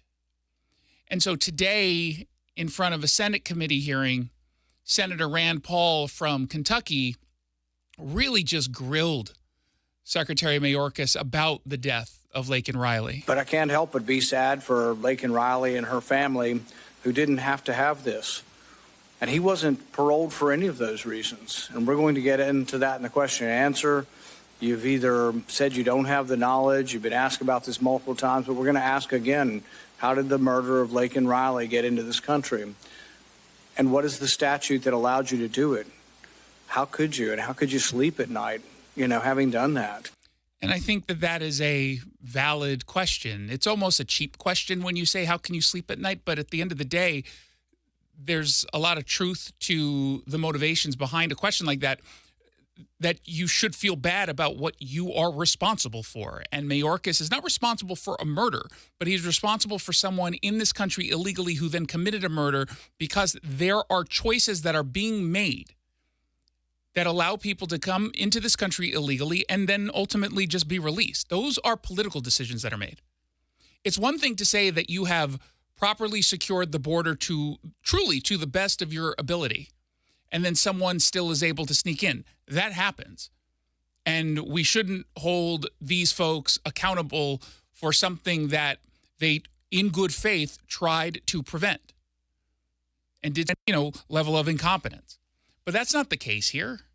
That's not the case at all. These are choices. So for what reason was the alleged killer of Laken Riley, Jose Ibarra, paroled and allowed to come into this country? Ranking Member Paul, first and foremost, all our hearts break for the family of Ms. Riley. I bet. Secondly, the perpetrator of this heinous criminal act needs to meet justice to the fullest extent of the law. Just filibustering. And I will not comment on the particulars of the case because the matter is being prosecuted by authorities now. This isn't on the case of whether or not he murdered her. This is on the case of why you paroled him. Why was he paroled? My same answer, Ranking Member Paul. You're refusing to answer the question? I have provided my answer, Ranking Member Paul. Wow. I mean, it gets to the point where it doesn't get contentious in the traditional sense, but you can tell that Rand Paul is losing patience. You're refusing to give any specifics about Jose Ibarra. Well, I have the documentation, and the document says that the subject, the person accused of killing Laken Riley, was paroled due to detention capacity. It was full. So is detention capacity statutorily allowed to be used as a reasoning for parole? Allow me to assure you that individuals who pose a public safety threat or national security are our highest priority for detention. The reality, not just with respect to this administration, but every administration that precedes me, is that the number of encounters has exceeded the number of detention beds available. Yeah, why are there so few detention beds available? Oh, because we have a porous border? The question is it statutorily, simple question, legally allowed to use the excuse that our camp is full? He was paroled due to detention capacity. Is that allowed under the law? Ranking Member Paul, my prior answer stands. You didn't answer. Which means you're not going to answer the question. Are you pleading the Fifth Amendment? No, Ranking Member Paul, I've answered the question. You haven't. No, you haven't. The question is very specific. And he never does answer the question. And he gets away with it under Democrat control. It's pathetic. It's absolutely pathetic. And the problem is, of course, outside of conservative media, no one will see this on the news. Now, the good news is you can see this on social media. That's, in fact, how I first heard about it. It's since I've seen it on Fox News. But the first time I even heard about this clip was on my X account. One of the clips came across my wall. So people will eventually see this, but not enough are going to see this. Not the people who need to see this, which are folks who are truly on the fence about what's going on and who's to blame. I mean, the fact of the matter is, this and I keep saying for the fact of the matter or at the end of the day, I have to come up with a different, term. How about in conclusion? No, this is very clearly a political story, more so even than it is about public safety. I've been talking about it for a while like that. I've been talking about crime in a lot of ways as a political problem rather than a crime problem or a public safety problem. Because if you're seeing all of this happen as a direct result of policy and either overturning the policy, rescinding it, replacing it, whatever it is what term you want to use to get rid of it, that is political. It's political if you get rid of those policies and then we don't have to deal with the consequences of said policy. And in this case, you've got a bunch of policies that were removed that were helping to keep our border secure. And they will not go back to those policies. That's a political decision. All of the laws that existed under the Trump administration still exist under the Biden administration. You have all the powers that you need. The laws on accepting migrants to this country says the executive may admit migrants. Doesn't say the executive branch shall admit migrants. You could simply say we're full up, and we've got too many criminals, and we've got the horrendous thing that happened to Laken Riley and to others. And we're just full, and we're going to stop taking migrants for a while until we can sort out the mess we have at the border. You have every power to do that now. You just don't utilize those powers. But it isn't about really being good at utilizing the power. We just think you're not obeying the law. Yeah. It's almost like it really is that simple. Seriously, it really is that simple. The same power or authority that they use to get rid of the stay in Mexico policy, for example, and just simply saying, we have a closed border because we don't have any more room. We don't have any more beds. The same policy that existed that they removed, the same power behind that policy still exists. They can just re-implement it today. Joe Biden could, this very moment, make that announcement, chooses not to. Why is that? Because they want a porous border and they don't seem to care about the consequences. Meanwhile, you've got Mayorkas still pretending that we're dealing with this extreme weather crisis that is really, I guess, taking up all of his attention. He can't really be focused completely on the border when global climate change is this existential threat. Finally, extreme weather continues to devastate communities. Last year, FEMA responded to more than 100 disasters. Our budget provides $22.7 billion to assist community leaders and help survivors in the aftermath of major disasters, and additional funds to invest in resilience strategies that will save lives and taxpayer money in the decades to come. Essential to our success across all mission sets is our department's ability to recruit and retain a world-class workforce. In addition to the frontline border workforce I mentioned, the President's budget includes $1.5 billion to maintain our commitment to fairly compensate the TSA workforce. Okay. Really focused on what matters, I guess. Really, really focused. Kudos to you, Alejandro Mayorkas. You are indeed a hero. And what would we do without your hard work? He's doing yeoman's work right now. And that's why we have the results that we have, which is not a compliment. 1-800-465-8770 for your text messages, 1-800-465-8770.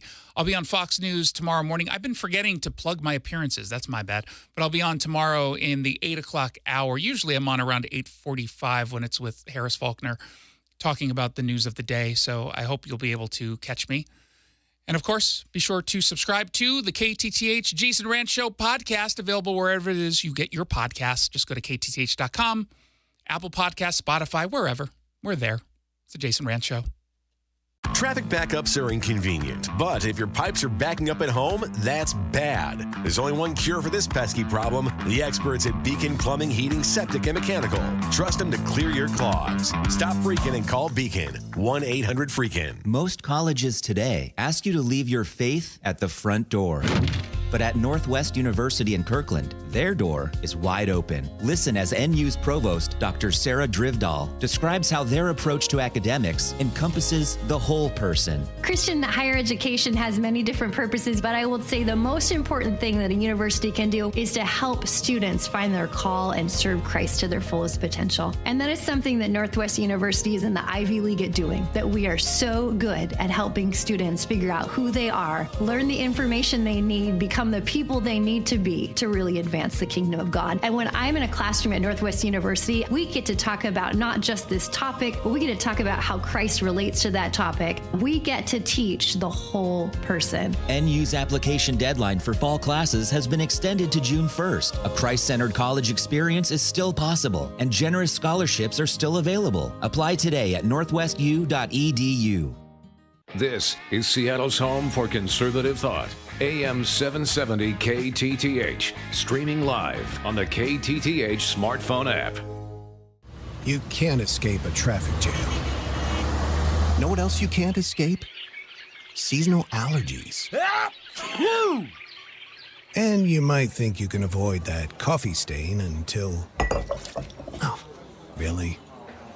You can't escape a lot of things in life, but you can escape prediabetes. Prediabetes captures 1 in 3 adults. There are usually no signs of prediabetes. In fact, most people don't even know they have it. But with early diagnosis, you can change the outcome and prevent or delay type 2 diabetes. Take action by taking the 1-minute risk test at doihaveprediabetes.org. You might not be able to escape having this song stuck in your head, but you can escape prediabetes. Go to doihaveprediabetes.org today. Brought to you by the Ad Council and the Centers for Disease Control and Prevention. If you have sinking or uneven concrete around your home, you need to call Matt Vey. Hi, I'm Matthew Cote with Matt Vey Foundation Repair. If you have an uneven, cracked driveway, sunken sidewalk, or sagging cement porch, we offer an easy and cost-effective solution. When you call Matt Vey, you'll get a realistic bid, meticulous cleanup, and work that's backed by a 25-year warranty. No one else in our industry offers that kind of guarantee. For your free evaluation, call 844-9-MATT-VEY or mattveyfoundationrepair.com. Increase leads and get more customers. We create tailored digital marketing strategies that deliver results. So on your next campaign, aim higher. Go to aimyourdigital.com and get started today. aimyourdigital.com. Now there's a simple, easy, and effective way to clean your nose and protect your health. It's called Navage, available at Navage.com. That's Navage.com. Your home for conservative thought. 770 KTTH Seattle, 94.5 K233DT East Lake, 94.5 K233BU Seattle. A political boost. I'm Lisa Lacera, Fox News. President Biden picks up an endorsement from the family of a political rival. At a campaign event in Pennsylvania, President Biden was surrounded by members of the Kennedy family. Carrie Kennedy, the sister of independent presidential candidate Robert Kennedy Jr., telling the crowd why she's endorsing President Biden. President Biden has spent his presidency and his career running into the flames for working people, for moms, dads, families. RFK Jr. responding on social media, saying, quote, "We are divided in our opinions, but united in our love for each other. I hold this as a possibility for America, too." Fox's Ryan Schmelz. Day 2 of jury selection in former President Trump's hush money trial with 12 jurors and 1 alternate selected. The former president complaining that the judge has ordered him to be present every day. I'm sitting here for days now, from morning till night. Jury selection will resume tomorrow with the trial expected to start Monday. A veto from the United States has ended another attempt for Palestinian recognition at the United Nations. Israel's UN ambassador Gilad Ardon called the resolution disconnected to the reality on the ground. How can you say seriously that the Palestinians are peace-loving? How? The Palestinians are paying terrorists, paying them to slaughter us. The Palestinian president called the veto unfair, unethical, and unjustified. Hamas has condemned the U.S. veto. Defense Secretary Lloyd Austin spoke with his Israeli counterpart to discuss Iran's actions in the Middle East, other regional threats, and aid into Gaza. The Pentagon says Austin discussed the importance of increasing and sustaining the flow of humanitarian aid to civilians in Gaza, including a new route from Ashdod port in Israel. America is listening to Fox News.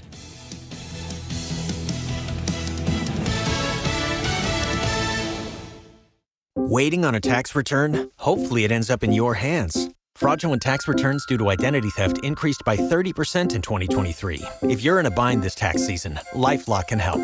Our U.S.-based restoration specialists are experts dedicated to helping solve your identity theft issues. And all LifeLock plans are backed by the $1 Million Protection Package. So we'll reimburse you up to the limits of your plan if you lose money due to identity theft. Help protect your information this tax season with LifeLock. Save up to 25% your first year with promo code NEWS at LifeLock.com. Do you find yourself stuck in a timeshare? Get the real facts about the timeshare industry and your options for cancellation. Chuck McDowell, founder of Wesley Financial Group, has put together a free information guide that reveals the secrets the timeshare industry doesn't want you to know, including the 5 ways to get rid of your timeshare. Call now and get this timeshare information guide absolutely free. Call 800-919-3200. That's 800-919-3200.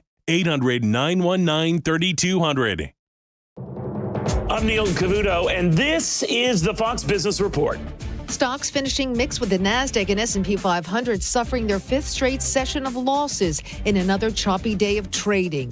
It's been an unsettling week for investors, with Fed speakers reiterating there's no rush to cut interest rates given the strength of the economy. The Dow up 22 points, the NASDAQ down 82, S&P 500 lower by 11 and suffering its longest stretch of losses in 6 months. Netflix shares are losing ground in after-hours trading. The streaming video giant posted better than expected earnings in revenue and subscriber growth for its latest quarter, adding over 9.3 million subscribers. But Netflix is forecasting that its second quarter revenue will be a bit below estimates. The company is also warning that it will stop providing quarterly subscription figures in the first quarter of 2025. That's your Fox Business Report. I'm Hillary Barsky, invested in you.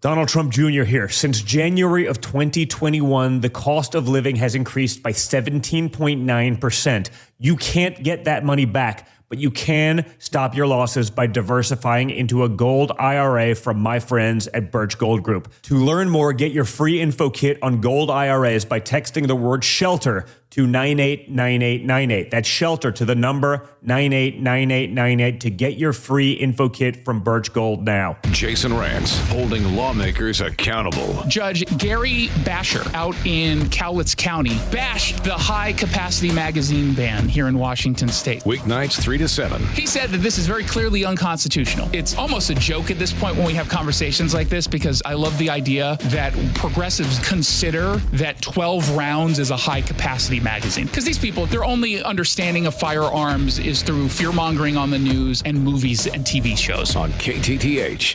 Folks! The yellow light! I'm walking here! I'm walking! Good afternoon and welcome to the Jason Rantz Show on AM 770 KTTH. We are streaming on the KTTH smartphone app. Are we going to get a high-capacity magazine ban reprieve? The ban might actually be lifted. That's what's trending, brought to you by Legacy Group Capital Northwest Fund. What's trending?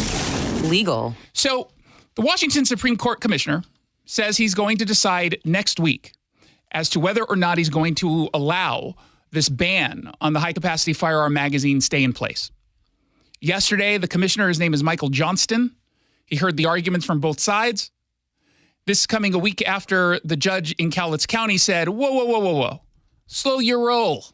This high-capacity magazine ban is clearly unconstitutional under the Bruin decision from the Supreme Court, which essentially says the test to find out whether or not a law is constitutional on the Second Amendment, you have to find anything historically analogous that has been meant to or was meant to limit or restrict in some way gun ownership or even gun part ownership, I suppose, gun parts. And the argument is that if we didn't have a historical tradition of regulation, then it's unconstitutional.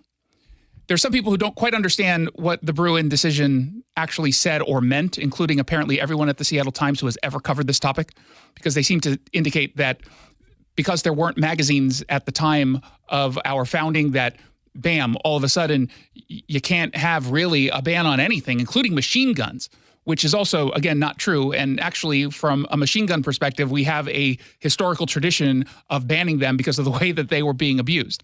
So this idea that just because it didn't exist at the time, yeah, no kidding. You know what also didn't exist at the time? The interwebs. And yet, weirdly enough, people like Danny Westneat have the right to not be punished by the government for writing things online.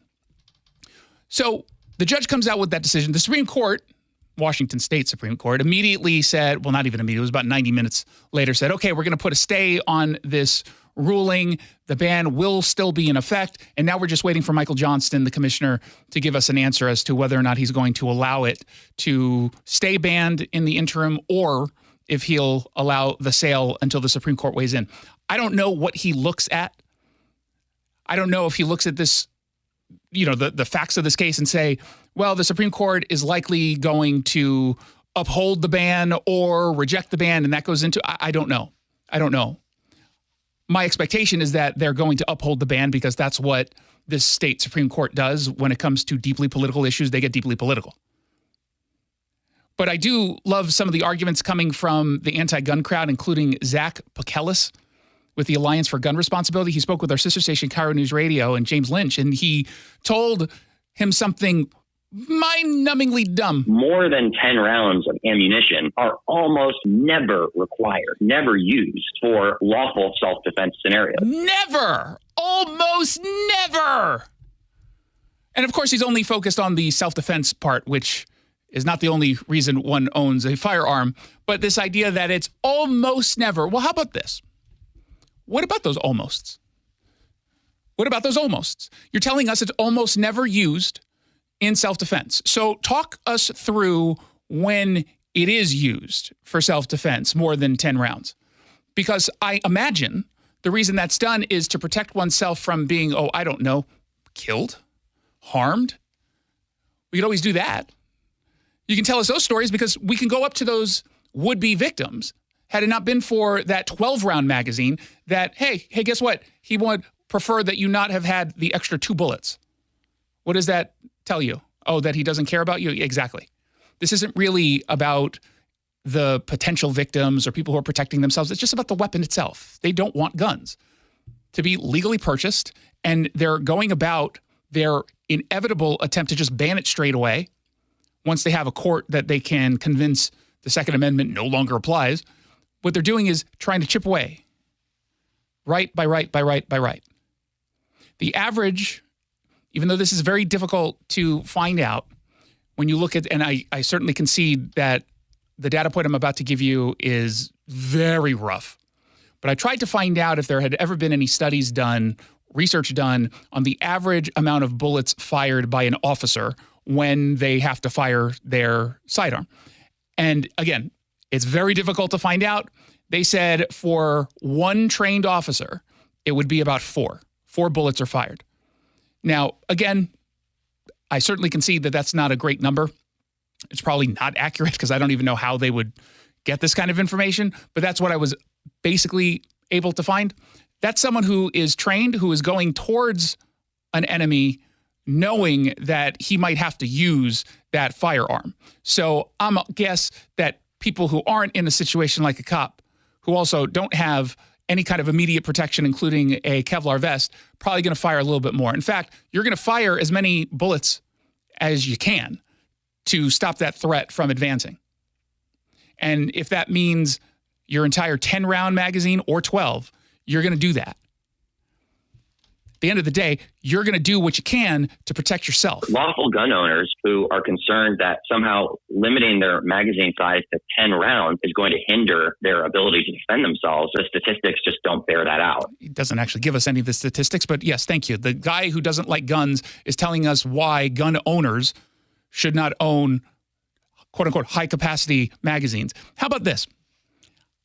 It has nothing to do, for me, most of the time, any of the time so far, thank God, self-defense. I just don't want to keep having to reload my firearm when I go to a gun range. How about that? It's like saying you're going race car driving. You're only allowed to put a quarter of the gas in that tank. That's it. You can get around one time. You can even get around two times. Well, yeah, but I want to keep going around for a while. How many times can I get if I filled up my gas tank? Nope, not going to give it to you. You don't need it. You don't need that much. You don't get to tell me what I need or want. That's not how constitutional rights work. How about this? You don't need to lean into parody. You can just make your point. We don't need satire. I mean, let's be honest. Satire people aren't very good at it. You've got a couple writers who are pretty good, but that's about it. So why don't you just make your point without the satirical nonsense? Cool? Oh, no, you have the right to, okay, never mind. Got it. Why is it that when it comes to other rights, they seem to have issues? When it comes to abortion, which is not even a constitutionally protected right, that is nowhere to be found in the Constitution, they're all like, oh, we have the right. It's a human right even. But that thing that's written in the Constitution that says it's a right, that part's not a right. It's the thing that's not written. That's the right. Now listen to his response. And this, again, is an activist with Alliance for Gun Responsibility. His name is Zach Pekelis. I'm sure he's a wonderful person. Probably a bad shot, if I'm being honest. But I'm sure he's a nice guy. I'm sure he's arguing in good faith. But listen to the response he gives to a pretty common point that is made on our side of the argument. When someone makes the decision to go out and commit an atrocity, they may very well have been a law-abiding citizen up until that point. Yeah, fair enough. You could literally say that about anything. You can say that about anything. That argument could be made about someone who drives into a parade. But we don't go ahead and ban cars. We mitigate as best as we can, right, from the ill effects or what could be used to create ill effects of whatever device they use as a weapon.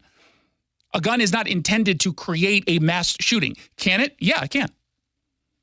A car isn't intended to hit a bunch of people on a parade route, killing them. But it can be used that way. Knives are not meant to just massively or just stab a bunch of people at random. Could they be used for? Yeah, they could be used for that. But they say, well, a gun needs to be particularly regulated because it's so powerful and so damaging. So is a car. A car is more damaging than a bullet. Depends, I guess, on the amount of bullets you get hit by and how close the range is. But I mean, I would rather get shot than get run over by a bus. The gunshot wound, I could maybe survive. The bus, I'm not going to survive that one. So the argument just doesn't really make sense. Now, what they, of course, always ignore, because in this entire conversation, what they're really talking about here is handguns. I know they want you to think they're talking about AR-15s and their 30-round magazines. The majority of gun violence that occurs, illegal gun violence, is from a handgun. Vast majority. Vast majority. Even in mass shootings, the mass shooters have handguns. Now, you're telling me, the person who wants to defend himself or go shooting at a range, I can't have a magazine loaded with more than 10 bullets. 12 is too much. 12 is high capacity. So I'm only going to have that one gun. But the bad guy, who is actively thinking about committing a crime and is intent on committing a crime, he could have 2 guns, 2 handguns. Okay? Now, we'll live in the world in which he doesn't have access to an AR-15, which he very clearly would. Let's just go with Washington state law. He's got 2 handguns. Now, again, not great with math. So let me get out my calculator. Hold on one second. So I would have 1 gun with 10, and he would have 2 guns with 10. So divided by 3 times pi plus 0 times 0 divided by... That would be 20. It's twice as many. Wow. Okay. Not only is it twice as many as I have, but it's 8 bullets higher, more than what he otherwise would have had and what I would have had we had a quote-unquote high-capacity magazine at 12. Understand the reason why they picked 12 was because that was the one that is the most popular. That's it. That's it. If they could have done 10, they would have. I guess we have to have a Derringer. 2 shots, you only got 2 shots. Do you really need more than 2? Well, yeah, I definitely need more than 2. I'm not that good of a shot. Use a musket. Yeah, just bring out the muskets. I mean, it's if everyone had a musket, then okay. That's fine. takes you 32 minutes for you to reload that thing. Do we still get the bayonet attachment? Or No, ironically, they'd probably ban knives at that point. They wouldn't ban the musket, but they would ban the knives. Let's find out what else is trending. What's trending? The economy. Washington's unemployment rate just hit a 3-year high. Now, 3-year high. What does that mean in terms of something that was happening 3 years ago? COVID? Yeah. So you're telling me our unemployment rate now is where it was, higher than where it was 3 years ago. That's pretty pathetic. That's not good, right? That's really bad. It's really bad. Now, the number itself is relatively low in the context of things, which is, I guess, a positive. But understand that it rose to 4.8% in March. That beats the previous high mark of February 2021, where that whole COVID thing was happening and we were closing down the economy. So we closed down the economy then, and we got to a point of 4.7. Our economy is wide open now, and we're at 4.8. Now, these job losses have been driven by construction, retail. What's been going on in the retail industry lately as a result of soft on crime policies? Closing down. Yeah. Or you're going to have to lay some people off because you got to put more money into security that you otherwise would not need to this extent. Now, this is a full percentage point higher than the national unemployment rate, which is at 3.8. And at 3.8, what are people saying right now? Are they jumping for joy about the Bidenomics, about the strong economy? Nope. No. What are they doing? Say they're complaining. They're complaining. Because they can barely get by. They can barely get by. And inflation is harming them. Inflation is harming them. The dollar isn't going as far as it used to. The dollar doesn't go as far as it used to. Precisely. Thank you so much. You could be a host. They're not all that happy, are they? In fact, when you look at the polls, when you look at what voters are saying, yeah, they're pretty concerned. And so we're at 4.8. And here's what I legitimately don't understand. And I'm not asking this as like a trick question. I legitimately do not know the answer to this question. Why is this not bigger news? Why is this not bigger news? Why is this not leading newscasts? Or at least, above the fold kind of news? Explain that to me. Because, the real answer? Yeah. Because the media is the communication wing of the Democrat Party. Yeah. Is it really just that? Because this news doesn't pose a threat to the Democrats in Washington. Not right now, not in the near future, maybe in November, maybe, but probably not. I don't think people are voting in November on economy, in Washington state at least. But no one's talking about this. They don't talk about the plight of small businesses. I mean, you've got King 5 that can send the Facing Race team to a black-owned business talking specifically about how the economy is hurting them. That's what they used to do when the economy was fine. And they were asking for, new grant money for a different program that the city of Seattle or Tacoma was putting out there, whatever it happens to be. They'll talk about the universal basic income scheme that's being tested right now in Tacoma. They'll talk about that and how it's going to raise people up. They talk about incessantly the housing crisis and how it's just too expensive to rent or buy a home in this region. Oh, we need affordable housing. But they won't talk about a poor economy. It's just weird. It is weird. It's obviously news. It's obviously news if you're in one of the industries in particular that is struggling. Construction, this is a big part of all of this. When I was covering what seemed like the downfall of Seattle during the Chop Chaz fiasco and everything else, when I was talking about the crime, when I was talking about the homelessness, that was clearly out of control. I was told by my critics, oh, you're just saying that for Fox News. Everything's fine. Look at all the cranes. Look at all the cranes in the sky. I'm like, oh, yeah, it's awesome. You do realize that those were financed like years and years and years and years ago, right? They weren't financed this morning. That's not how it worked. Believe me, developers wished it worked that quickly. That's not how it works. Not even close. And so when you're telling me about, look at all those cranes, and I said this at the time, tell me what the situation looks like a few years from now. Not just in Seattle, but across Western Washington. Because in fairness, if I was just to look at downtown Seattle, there's only so much space where you can grow. Okay. What does it look like 2 or 3 years from then? And we're now living it. There aren't a whole bunch of cranes up there because construction is down. Because it became, number one, too onerous and expensive to build. Number two, Seattle isn't what it used to be. And unfortunately, they're not all that interested at this point in branching too far out. You'll see what's going on in Bellevue, which is obviously a positive. Some in Tacoma and Everett. But they're not going that far out. They're not spending that much time in Bothell or Federal Way or Kent. Because they still want to hold on to this idea that, hey, I do want to build in Seattle because that's where the money is, that's where the people tend to be, that's where the high-paid tech workers are, until, of course, they start losing their jobs. But no one wants to talk about it. So, shh, don't let me talk about it again. Say, what were you just talking about? Were you just talking about? I don't know what you're talking about. What are you saying? I don't know. Oh, the 4.8% unemployment rate. You said you were going to talk about it. Oh, yeah. I told you to remind me not to talk about it. Did you remind me not to talk about it? Don't talk about it. About what? I don't know. Push the button. What's trending on the campaign trail? Okay, David Yost is the Attorney General in Ohio.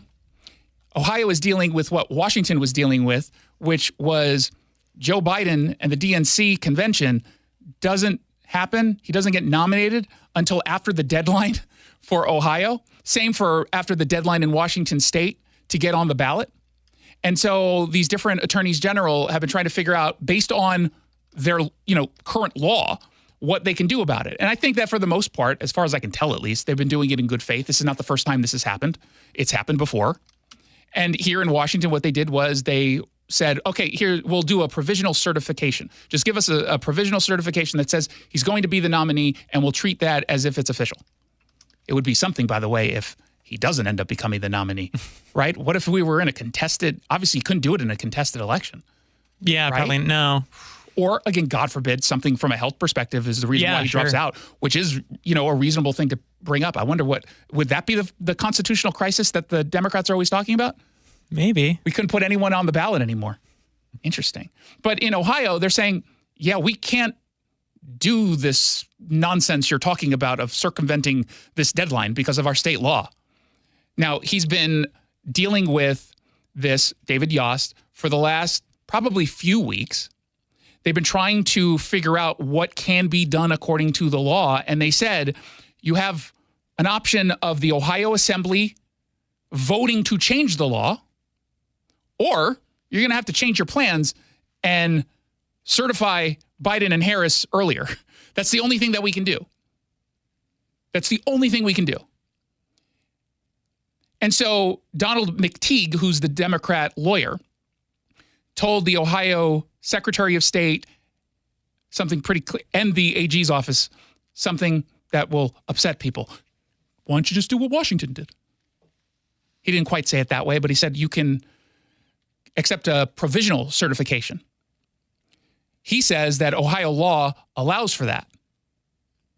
But then the Secretary of State consulted with David Yost again, the Attorney General, and said, okay, maybe we can do something this way, this provisional certification nonsense. But the AG said, no, you can't. We cannot do that. So get the assembly together, just change, and I'm sure they'll do it in good faith. And then that's it. We can't just throw out the rules because your date is off. It's a threat to democracy, Jason. It's a constitutional threat. Don't you understand? We're throwing it into what was the constitutional chaos. We're all those stupid terms that they were using for every day. It's like a crisis of constitution. They basically said the same thing, but in slightly different ways. Just moving the words around. This is interesting. I don't know. I'm kind of nerding out on stuff like that. It's all going to work itself out. Yeah, I mean, he's going to be the nominee. Yeah. Well, maybe he won't get a vote. Ohio's going red anyway. Who you fooling? Yeah. I mean, let's be honest. You could have kept him off here. He would have still won a write-in candidate. 1-800-465-8770 for your text messages. Don't forget, every single Thursday we post a video on our social media channels. This one brought to you by your local tax expert and advocate, Greg Nunn, and None Better Tax Resolution. We dive into a curious world of the crime crisis. Check it out on our social media channels. You're listening to The Jason Rantz Show. Tomorrow on The Brian Suit Show, we keep waiting for Israel to strike back at Iran. Maybe they're already doing it. I'll tell you how tomorrow morning at 6 a.m. You're losing your hair and you want a simple solution that works, and you want the best. Modern technology, top-rated physicians, something that's guaranteed to work. Guys, you need world-class Dr. Perungo and his team at Advanced Hair. Advanced Hair has completely redefined hair restoration, from the experience itself to the unmatched results. Receding hairline, bald spot, thinning hair. Get your hair back with Advanced Hair's simple one-day treatment that begins regrowing your own natural hair the very next day. Advanced Hair has changed tens of thousands of lives, including mine. And get this, they were recently crowned 425 Business of the Year. For your free consultation, call 425-449-8185, 425-449-8185. If you qualify, get $250 off and 250 free hair grafts. 425-449-8185. Refine your hairline with a team that's redefined hair restoration. AdvancedHair.com. Is a new kitchen in your plans? Hi, I'm Chad Cicchini, owner of Heritage Homecraft. Our specialty is custom cabinet refacing and quartz countertops. Rather than subcontractors, we have our own team of professional craftsmen who make it easy and comfortable to have the kitchen of your dreams in about a week and save thousands. Have us out and let us show you what a Heritage Homecraft custom refacing project looks like in your home. Give us a call, 425-485-1600, 425-485-1600, or heritagehomecraft.com. Jason Rantz here with our local tax expert and advocate, Greg Nunn from None Better Tax Resolution. So, Greg, the IRS originally put a hold on sending out notices for older tax years because of COVID. But now they're going after older cases very aggressively. The IRS is now sending out notices, and they're very aggressive, and they're scary. They say notice of intent to levy. And that means, taking your wages and that kind of thing. Act on it as soon as you get that first notice. I can't express enough. If you get a notice of that nature, make sure you get professional help. If you've received the CP 504 notice from the IRS, do not ignore it. The next notice will be the final notice of intent to levy. And when that's issued, the IRS has the power to levy your bank accounts, garnish wages and other assets unless immediate action is taken. If you're having trouble with the IRS, make sure you call Greg Nunn of None Better Tax Resolution, 425-947-1967, or Google NUNN, None Better Tax Resolution. Leading Edge Medicine helps you decide how to age. See what your options really are. Every Saturday morning between 8 and 10, Dr. Jerry Mixon and Dr. Samira Umat answer your health questions live on the radio. Longevity Medical Clinic is the ultimate preventative medical clinic for good reasons. Hear Leading Edge Medicine, Saturday mornings from 8 to 10, right here on AM 770 KTTH. I'm getting vaccinated with Prevnar 20, a Pfizer vaccine. So am I, because I'm at risk for pneumococcal pneumonia. If you're 19 or older with chronic conditions like asthma, diabetes, COPD, or heart disease, or are 65 or older, you are at increased risk for pneumococcal pneumonia. Ask your doctor or pharmacist about Prevnar 20, pneumococcal 20-valent conjugate vaccine. It can help protect you against pneumococcal pneumonia in just one dose. Even if you've already been vaccinated with other pneumonia vaccines, Prevnar 20 may help provide added protection. Prevnar 20 is approved for adults to help prevent infections from 20 strains of the bacteria that cause pneumococcal pneumonia. Continued approval may depend on a supportive study. Don't get Prevnar 20 if you've had a severe allergic reaction to the vaccine or its ingredients. Adults with weakened immune systems may have a lower response to the vaccine. Side effects include pain and swelling at the injection site, fatigue, headache, muscle, and joint pain. For full prescribing information, please call 1-855-213-2138 or visit Prevnar20.com.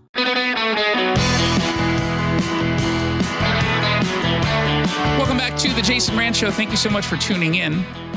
I do appreciate it. If you go to KTTH.com right now or text the keyword Rantz, R-A-N-T-Z, to 1-800-465-8770, I'll send you a link to my blog, or again, you can go directly to KTTH.com. It's a blog that Bob Ferguson definitely does not want you to read. And based upon a recent tweet, he is very upset if you read it. So if you want to find out what it's all about, and how he has been engaged in a pretty disingenuous smear attack against Dave Reichert, go to KTTH.com, check out the blog, or again, text the keyword Rantz, R-A-N-T-Z, to 1-800-465-8770. There is going to be yet another hate rally, a high school walkout. This time, it'll happen next week, April 23rd. It's going to happen at 10:30 a.m. I'm looking right now at the Eastlake High School Walkout for Palestine. It's got a nice little flyer that I'm assuming an adult made who's taking advantage of these kids by rotting their brains with all this propaganda that's anti-Semitic.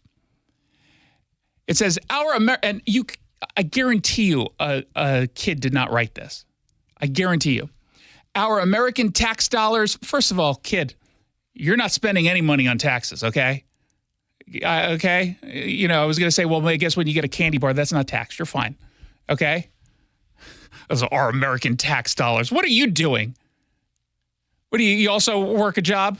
Anything they're on the dole, right? Oh, my God. Our American tax dollars fund genocide. We must not remain silent. Join us on April 23rd to stand against the imperialist war machine oiled with Palestinian blood. I couldn't even come up with that. That's good. That's good writing. That's good imagery. I mean, it's based in anti-Semitism. It's a Hamas talking point, and it's disgusting, but it is very good prose. Yeah, it was vivid.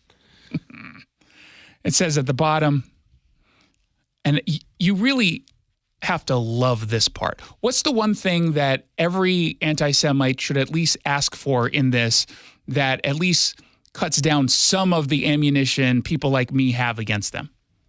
What's the one thing they should be asking for? Say they're releasing the hostages. Releasing the hostages. Exactly. You would expect that. Now, there is something here that says release the hostages. Let me read all of it. First, it says end U.S. aid to Israel. Okay. End Israeli occupation. I mean, that's not happening, but okay. One state of Palestine. Okay, so you are kind of... You're good going off the rails now. I mean, you just said you were against genocide. Release Palestinian prisoners. That's it. They don't even mention the hostages. They're just pretending that Israel is holding hostages from, quote unquote, Palestine. Oh, okay. At least I will say, at least they call them prisoners, right? Yeah, I guess that's true. Yeah, it's true. I mean, they're murderers or attempted murder. Like they're prisoners. Yeah, I'll give you that. On their social media accounts, in this case, it was Instagram. They also included a slide that offers 3 tips on what to do as a student who is engaged in this kind of hate rally. Now, the bottom is not a tip. It just says the nature of a walkout is to be disruptive. I think they want to be disruptive. Number 1, please remember, do not assume administration is our friend. Oh, okay. Number 2, protect your identity. Cover your face if possible. Okay. Number 3, this one is my favorite. Do not engage with Zionists. You see, he looks a little Jewy over there. Don't talk to him. Don't look at that Jew fro. Don't talk to that guy. Smell that? It smells like sulfur. Don't talk. He must be a Jew. And if you make eye contact, you turn to stone. Oh, how biblical. Thank you. If that said, do not engage with transgender people, black people, Muslims, even Christians, I feel like someone might say something at the school. Do any of the people that use Zionist as a pejorative actually know what that means? Literally, all that means is just that the Jews should have their own state. That's literally of Israel. Yeah. I mean, it's the current homeland. Yeah. This is what they think it is. Let me reread it with their definition of Zionist, okay? Please remember, do not engage with Jews. Oh, okay. That makes more sense then. That's what they mean. That's what they mean. And there's probably some adjective that changes each time they say it, right? That's all going to be negative. But that's really what they mean here. Now, you tell me, Eastlake High School and the Issaquah School District, if this is appropriate, number 1, and number 2, if it goes against any of your student handbook guidelines. I asked them, and they usually get back to me, in fairness to them, very quickly. The spokesperson did not get back to me by 3 o'clock. I'll give her, she's been very nice to me in the past, knowing anytime she responds, I'm going to yell at them. No matter what it is she tells me, it's almost always going to be negative because that's the only reason I would reach out to her. It's like, oh, I heard you had a great day today. Could I have a comment? Generally doesn't go that way. So when she does give us a response, I'll certainly let you know what it is. I don't know how many students are going to show up, but that this is being posted online and Jewish students are seeing this, kind of sends a message, right? Kind of just a little bit of a message that they're not welcome. Tomorrow on the show, we'll talk with a mother, Jewish mother, has 2 kids in the school district. Obviously, she is concerned, which she should be. I hope no one shows up and this really is just a bunch of adults who are taking advantage and trying to get kids to, go along. And I said Issaquah, I meant Lake Washington School District. Thank you, 206. I'm genuinely curious how many people show up to this. The last time they had something similar was, I want to say, a month and a half, maybe 2 months ago. And thankfully, it wasn't well attended, but there was a handful of kids there. I am terrified of those kids, if I'm being totally honest. I mean, you radicalize early, and they seem to be radicalized early. And not even in the process of being radicalized. No, they're radicalized. And when you've got young people radicalized, they have a tendency to do things that maybe some of the older ones won't do, like get violent. And as much as I, in the back of my head, say to myself, hey, you probably don't want to pick on some 16-year-old. No, I do. I do want to pick on that 16-year-old because they're clearly going down the wrong path. And if someone doesn't call this out, what do you think is going to happen when they get older? What do you think they're going to be doing when they get older? What do you think they'll be doing when they get to college? They'll probably be posting all these things on social media about how we support the abolition of Israel and then become the valedictorian.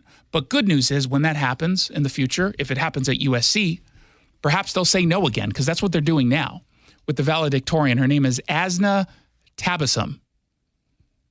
And she had her valedictorian speech canceled by USC. We talked about this a couple days ago. They did that citing security concerns, which is a little bit of a cop-out. They did it because she's a virulent anti-Semite, and that's the kind of stuff that she's been posting online, and USC administration is smart enough to realize, you probably don't want a Jew hater up there. They might not say things that are appropriate for graduation. So Asna goes on CNN, and she talks to, what's the name of the host? Is it Lauren? Wasn't it Abby Phillips? Oh, Abby Phillips. Thank you.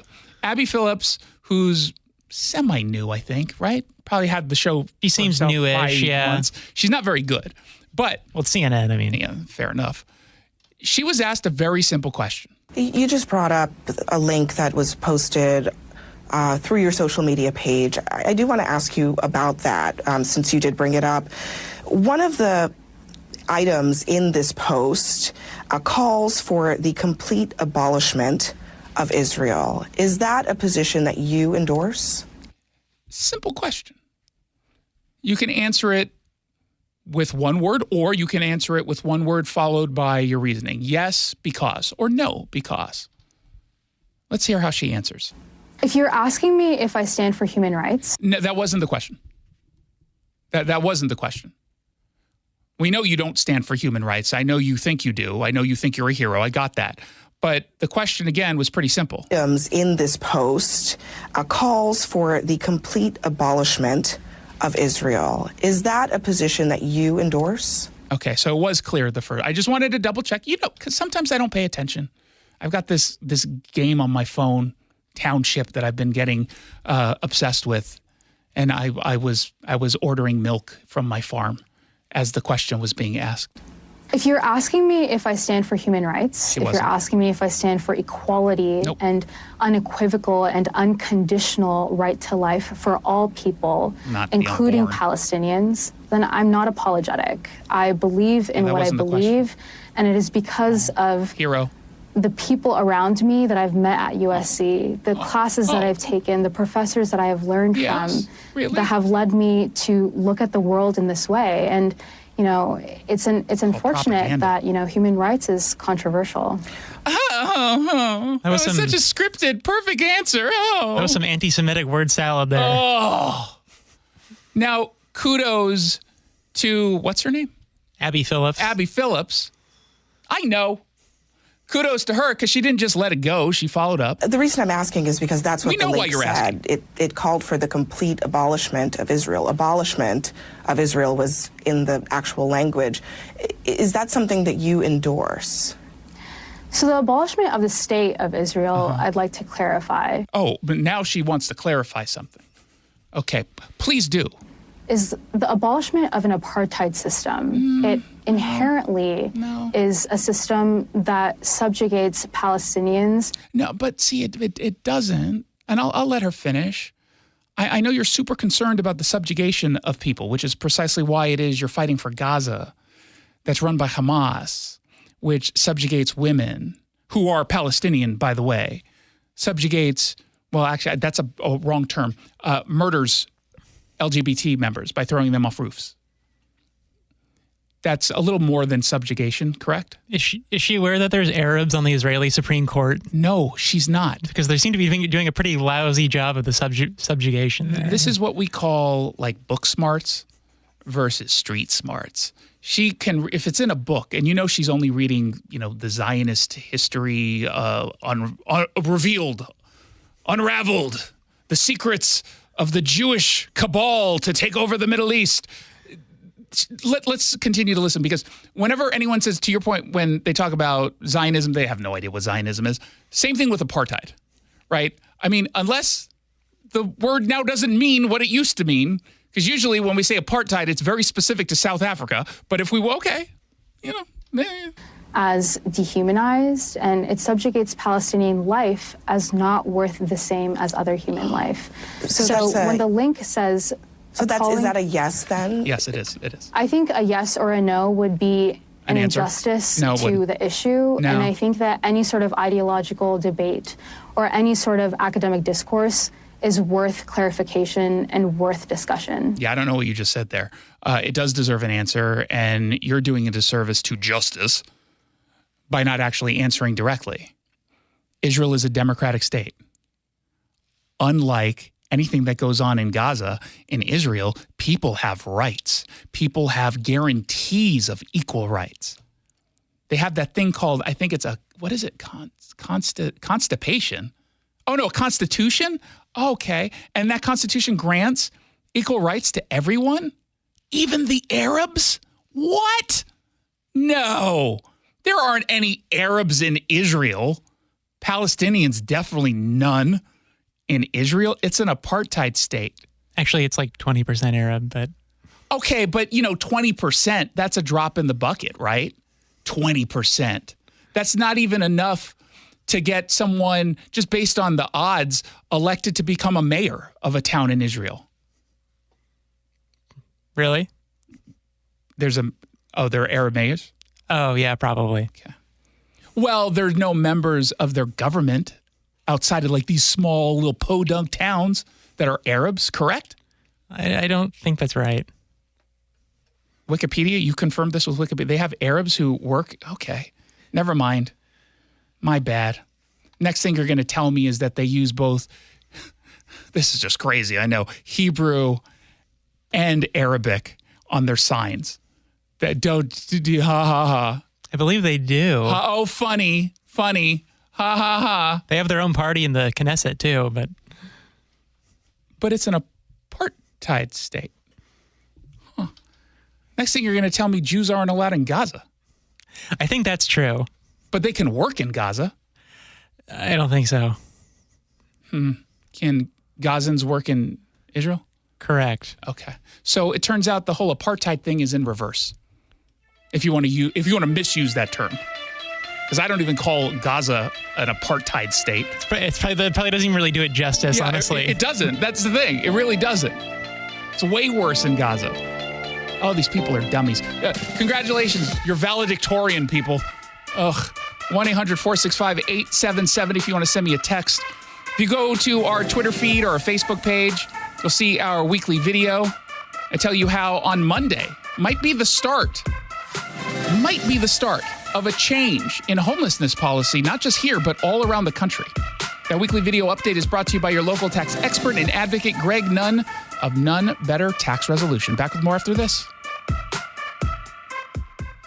Are you tired of yo-yo dieting and frustrated with fad diets that feed you processed foods or use drugs and injections that suppress your hunger? And despite your good intentions, you're losing motivation and feel overwhelmed trying to lose weight because you've had nothing but slow, unreliable results. I'm Dr. Ryan Coogan with Eastside Weight Loss Clinic, and we know the secret for fast and lasting weight loss using real healthy foods and lifestyle strategies to help you become you again. Schedule your free consultation online at eastsideweightlossclinic.com. Hey, it's Jason Rantz. Eastside Weight Loss Clinic was super convenient and very healthy for me. I lost nearly 40 pounds in just a little under a month. How did I do it? Well, their program, it works. Our program has successfully helped thousands of people lose up to 10 to 20% of their body weight in 60 days. You can start our program in person in Kirkland or virtually from anywhere you live. Schedule your free phone consultation today by calling 425-403-7670 or eastsideweightlossclinic.com. Dr. Ryan Coogan, D.C. Results may vary. Security is a high priority these days. Does your home or business feel safe? Keep unwanted intruders out with Security Gate and Access. They're the experts in custom gates, access control, electric fences, and video surveillance for homes, neighborhood communities, government facilities, and commercial properties. Security Gate and Access can help you protect your family, customers, employees, and merchandise. Safeguard what's most important to you. Go to sgawa.com.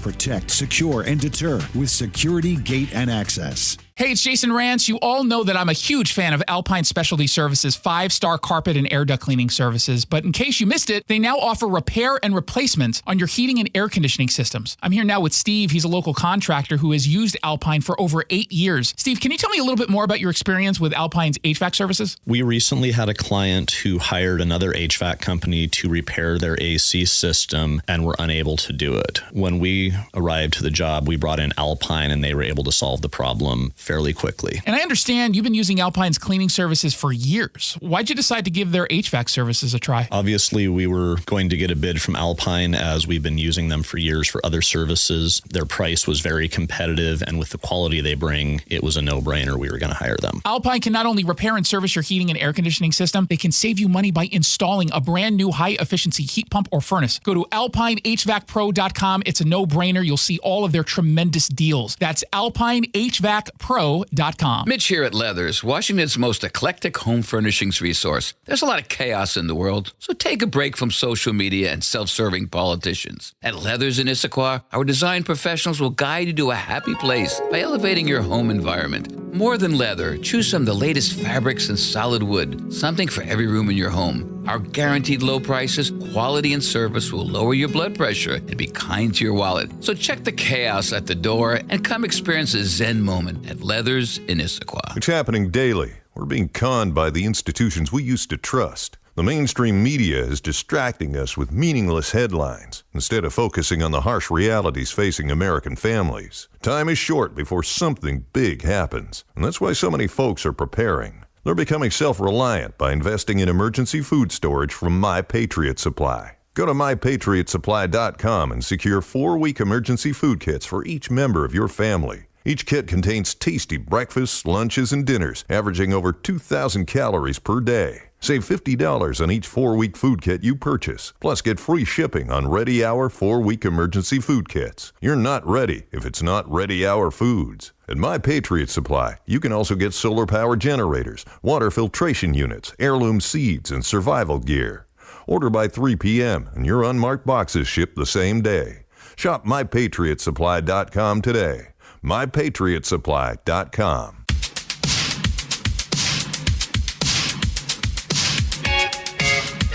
Welcome back to the Jason Rantz Show. Thank you so much for tuning in. I feel like I'm not supposed to talk about this next story, or at least not be honest about this next story, because it would appear that the Seattle Times is going out of its way to tell you about these new future public-facing, street-facing restrooms in a new apartment complex in the University District. And they're very excited about this because they say there are a dearth of available restrooms, particularly in the University District in Seattle. And, you know, you're on your way home and you just can't hold it and you have to go somewhere. So they're all excited. This is how they start their story. People who live, work, and pass through Seattle's busy University District may at last get access to public restrooms near light rail. Hooray! I mean, it's 2 blocks away, but yeah. I think we're supposed to pretend this isn't a homeless bathroom, which is precisely what it is. That's all that this is. This is for homeless people. Again, I don't think we're supposed to talk about it that way because they talk around it throughout this entire story. And I tried to think, well, why might they do that? Oh, because they're probably going to end up asking us to pay for it. and it's going to be very expensive. And they want us to get excited about the idea that we might not have to hold it as long as we used to on the way home for the 12 people that take light rail from the University District to get to the office, because all those working adults in University District. It's going to be run by the Low Income Housing Institute, Lehigh. They provide permanent and temporary supportive housing. Oh. And it's going to be attached to an urban rest stop, which is where homeless people go to take showers and do laundry. Seems a little fishy. Yeah. It's almost as if this is not going to be, quote, clean, as Sharon Lee, the director of Lehigh, promises it to be. It could be a coincidence. Yeah. She says if you have a restroom that's well lit, fast, and clean, people will use it. Oh, look at that. If you build it, people will urinate. Thank you. We think we're providing a public health service. No, you're not, because people are going to probably get infections if they dare to make the mistake of going in who there. would use that? First of all, let's be clear about something.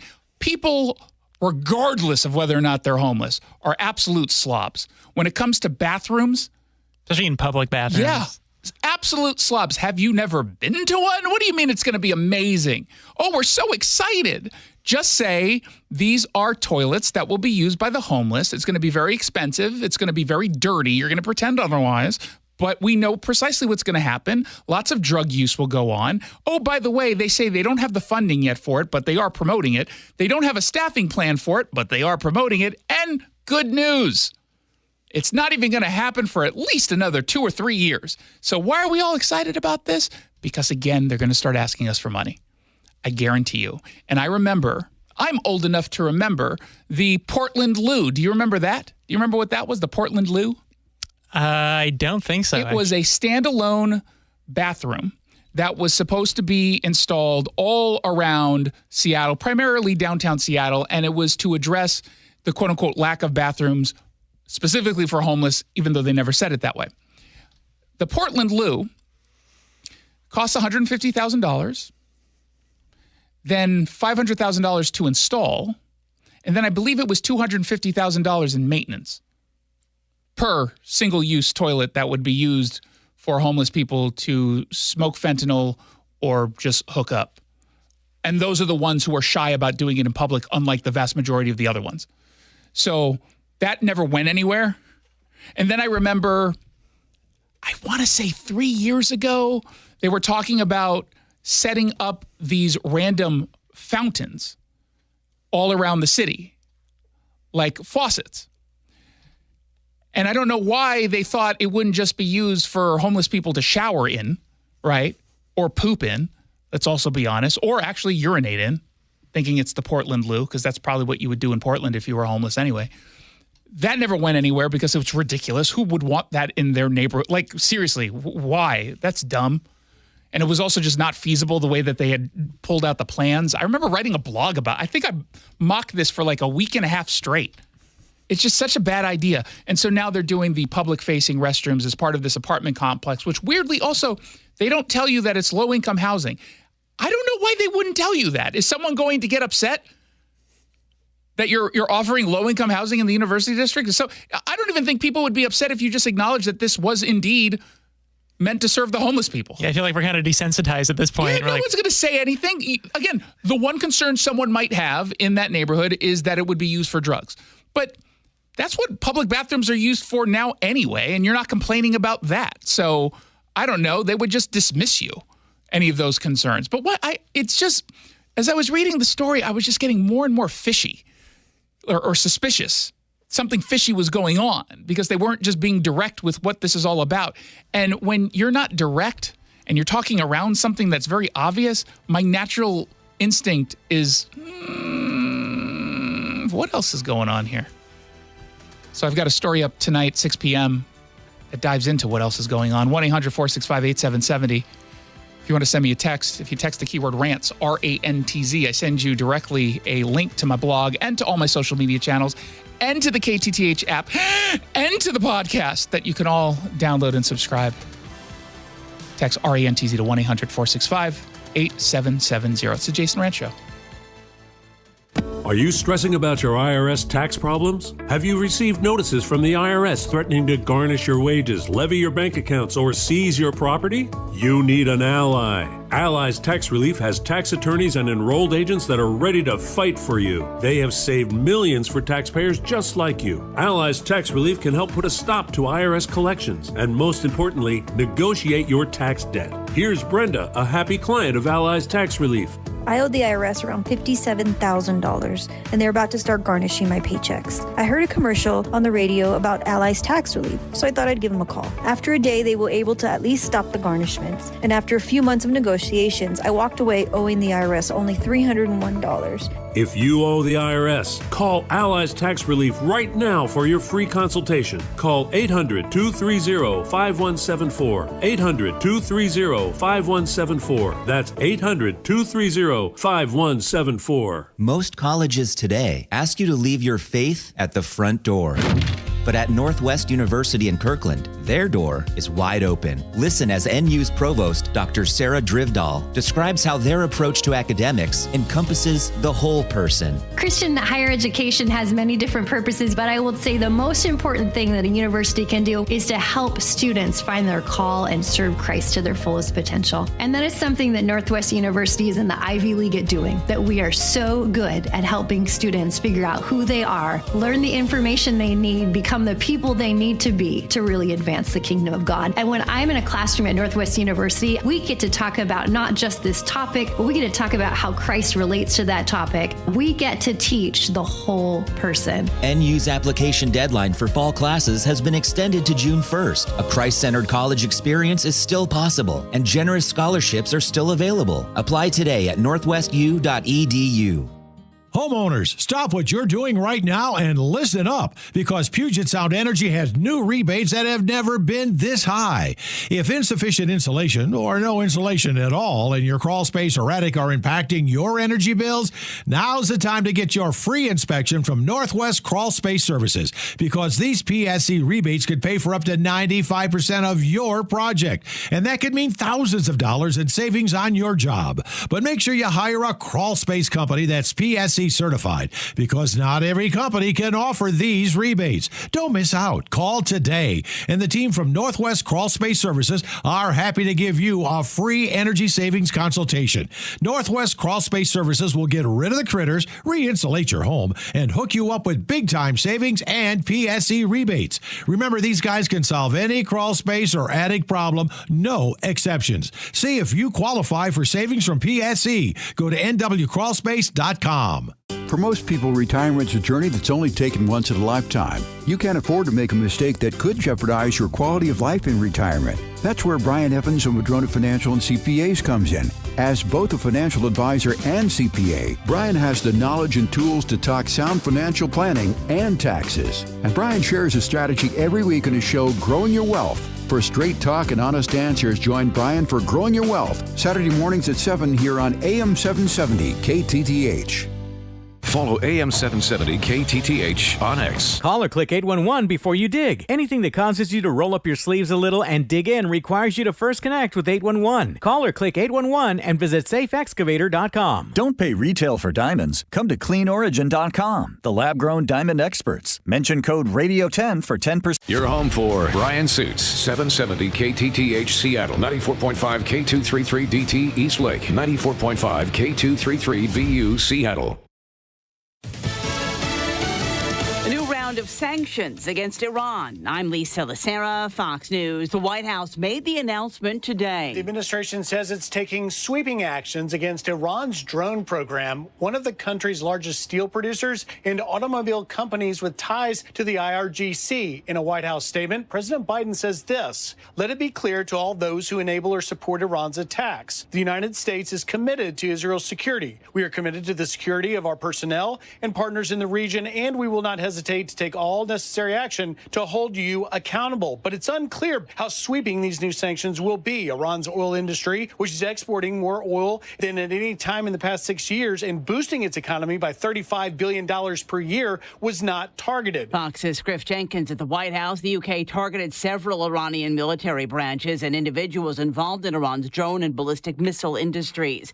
Israel's Ambassador Gilad Erdogan thanking President Biden after the U.S. vetoed an attempt for Palestinian admission into the UN. Particularly President Biden for standing up for truth and morality in the face of hypocrisy and politics. The vote was 12 in favor. The U.S. opposed and 2 abstentions from the U.K. and Switzerland. The Palestinian president called the U.S. veto unfair, unethical, and unjustified. The more than 100 people who were arrested during anti-Israel protests at Columbia University are being released after being charged with trespassing. They're excited because they say now they're going to leave here and get right back onto the streets of New York City to continue their protesting, whether it's, at the campus at Columbia University or if it's across the streets of New York, where the mayor says they are expecting more protests here. Fox's Alexis McAdams at One Police Plaza. 12 jurors and 1 alternate have been chosen. In the hush money trial of former President Trump, 5 more alternates need to be selected. America is listening to Fox News. I'm getting vaccinated with Prevnar 20, a Pfizer vaccine. So am I, because I'm at risk for pneumococcal pneumonia. If you're 19 or older with chronic conditions like asthma, diabetes, COPD, or heart disease, or are 65 or older, you are at increased risk for pneumococcal pneumonia. Ask your doctor or pharmacist about Prevnar 20, pneumococcal 20-valent conjugate vaccine. It can help protect you against pneumococcal pneumonia in just 1 dose.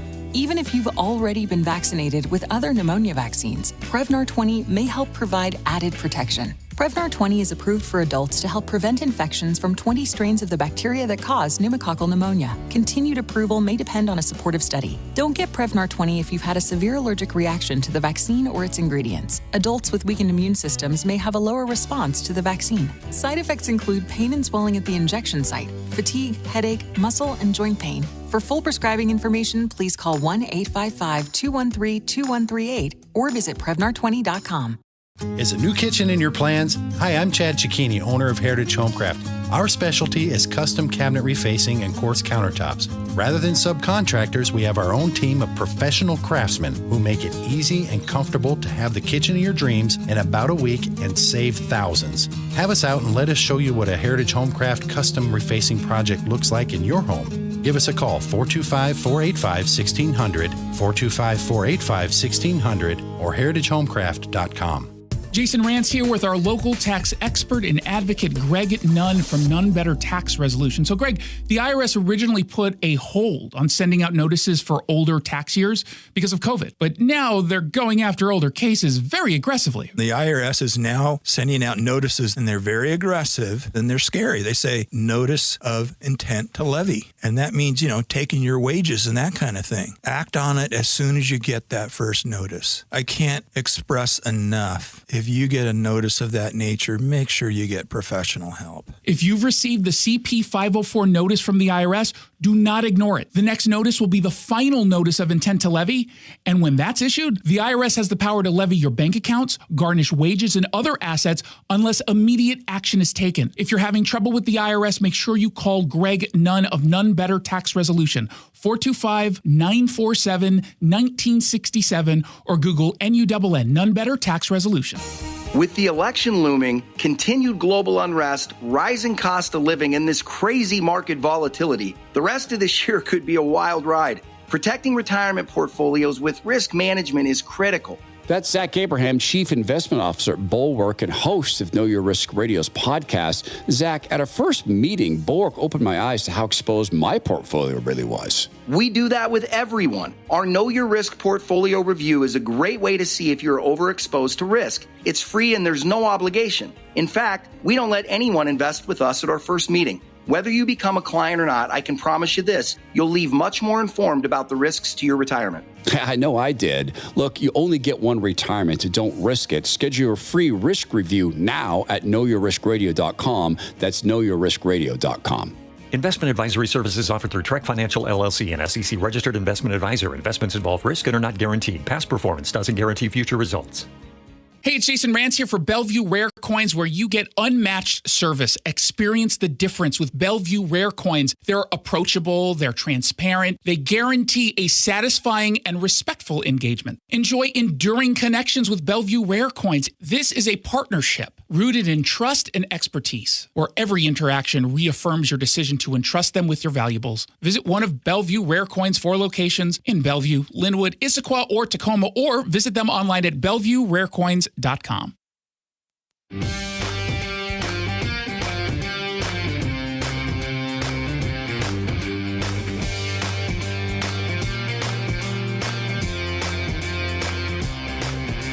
Hey, and welcome. This is the Ben Shapiro Show.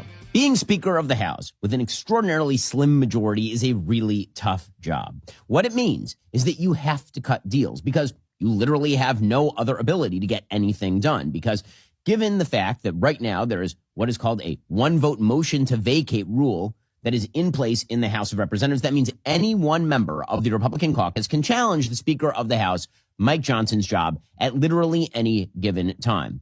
It also means that if you have a bunch of headline-grabbing people in the Republican caucus who are more interested in going on TV than in actually governing or in maintaining a majority or in growing that majority to actually get big things done, well, that can hold up the works. All this is coming to a head because Speaker Mike Johnson has now put forward a series of bills related to foreign aid. Now, let me talk about foreign aid for just a second.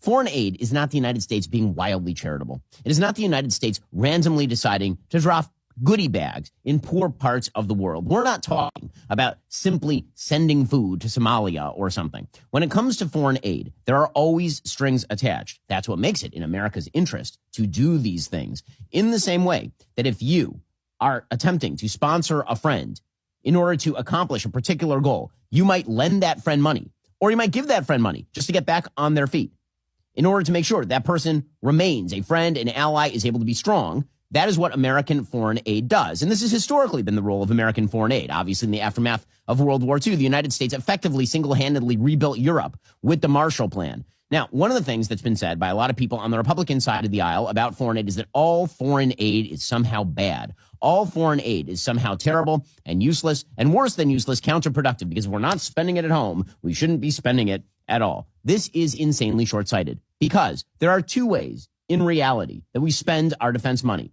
One is on actual defense, meaning like creating F-35s and F-22s and creating aircraft carriers and submarines. The other way that we provide for our national defense is by strengthening our allies. And when our allies are not strong, we have to step in and we have to take the lead. It turns out that is a lot more expensive. Allies who are unable to defend themselves lead to enemies who are able to take advantage of that, thus threatening American interests and forcing American involvement. This has happened over and over and over in American history. When our allies are not strong enough, the United States ends up taking a lead role in areas we have no interest in being. This is why it is worthwhile for the United States to provide a pittance to many countries. And when I say a pittance, I'm not talking in raw terms. Yes, some of this is a lot of money in raw terms. When you're talking about the federal budget of the United States, let us be clear. Foreign aid represents well under 1% of the federal budget nearly every year. One of the things that I've been noticing is a lot of the people who I see screaming to the heavens about the cost of foreign aid. Oh my God, I can't believe how much this is costing. I get the feeling that you have a different set of priorities for many of you. There's some people who are consistent libertarians. There's some people who say the government shouldn't be spending on Social Security, and the government shouldn't be spending on disability, and the government shouldn't be spending on welfare, and the government should not be spending on foreign aid. That is at least a consistent position. I think it's wrongheaded because, again, I think that America's foreign policy interests require that we have strong allies who eventually will be able to take care of themselves. The goal of foreign aid, by the way, should be eventually to get other countries off our foreign aid, in the same way that the goal of welfare should presumably to get people off welfare at a certain point. I'm fully in favor of that sort of planning. When it comes to emergency foreign aid, that is a bit of a different story. However, there are a group of people in the Republican Party who are basically taking the view that foreign aid is uniquely a bad spend, that is really where we're wasting taxpayer dollars. I don't believe you that this is about fiscal responsibility. I just don't. When you continue to vote in favor of $5, $6, $7 trillion budgets every single year, but here is where you start to pinch the pennies, I start to get a little suspicious. It's the equivalent of the husband who goes on a gambling spree, who takes all the money from the savings and blows it on random lotto tickets. And then when the wife says, you know, honey, can we go out to dinner tonight? The husband says, you know what? We got to pinch pennies now. And here's where we really got to cut back. Well, maybe the reality is that we're spending too much money in many of the wrong places. Again, if you're going to break down the federal budget, we currently spend about 22% of our federal budget every year on Social Security, which, as I've discussed before, is a giant Ponzi scheme. It is a Ponzi scheme because it is a defined benefits plan, not a defined contribution plan. What you pay in is not, in fact, what you get out. For most people, you get out way more from Social Security than you ever paid in. Healthcare, which is Medicare, Medicaid, that represents about 26% of the federal budget. National defense represents only 13% of the federal budget. Net interest on the debt alone, this is according to the Treasury Department, net interest on the debt, right? How much money we're just paying other countries or paying institutions that have bought bonds, represents 11% of our budget every single year. So when you tell me that you are deeply worried about the less than 1% that we are talking about spending on foreign aid to allies in wartime, I think that maybe you have a different set of priorities. And I've been struggling to figure out exactly what that set of priorities is. What is the actual argument? Because it seems to me, again, there are principled libertarians who take the no spending argument. I get that. But there are a lot of people who are perfectly fine with spending literally trillions of dollars on wasteful nonsense, borrowing on the backs of our children and grandchildren on wasteful, counterproductive, economically illiterate nonsense. But suddenly, when it comes time to provide the aid necessary to, say, Ukraine so that it doesn't get completely overrun by Russia, or provide the aid necessary to Israel so as to deter a world war in the Middle East, suddenly they get very shy. And that suggests to me that there may be a set of ulterior motives that I don't fully understand. I'll be honest with you. I don't really understand what the motivation is for those who seem to suggest that Russia taking Ukraine is of zero interest to the United States. Russia taking Ukraine would be of rather major interest to the United States, not only because Ukraine is the third largest producer of wheat on planet Earth, but also because Ukraine is strategically placed directly on the border between Russia and Europe, which is presumably the reason why Vladimir Putin wants it.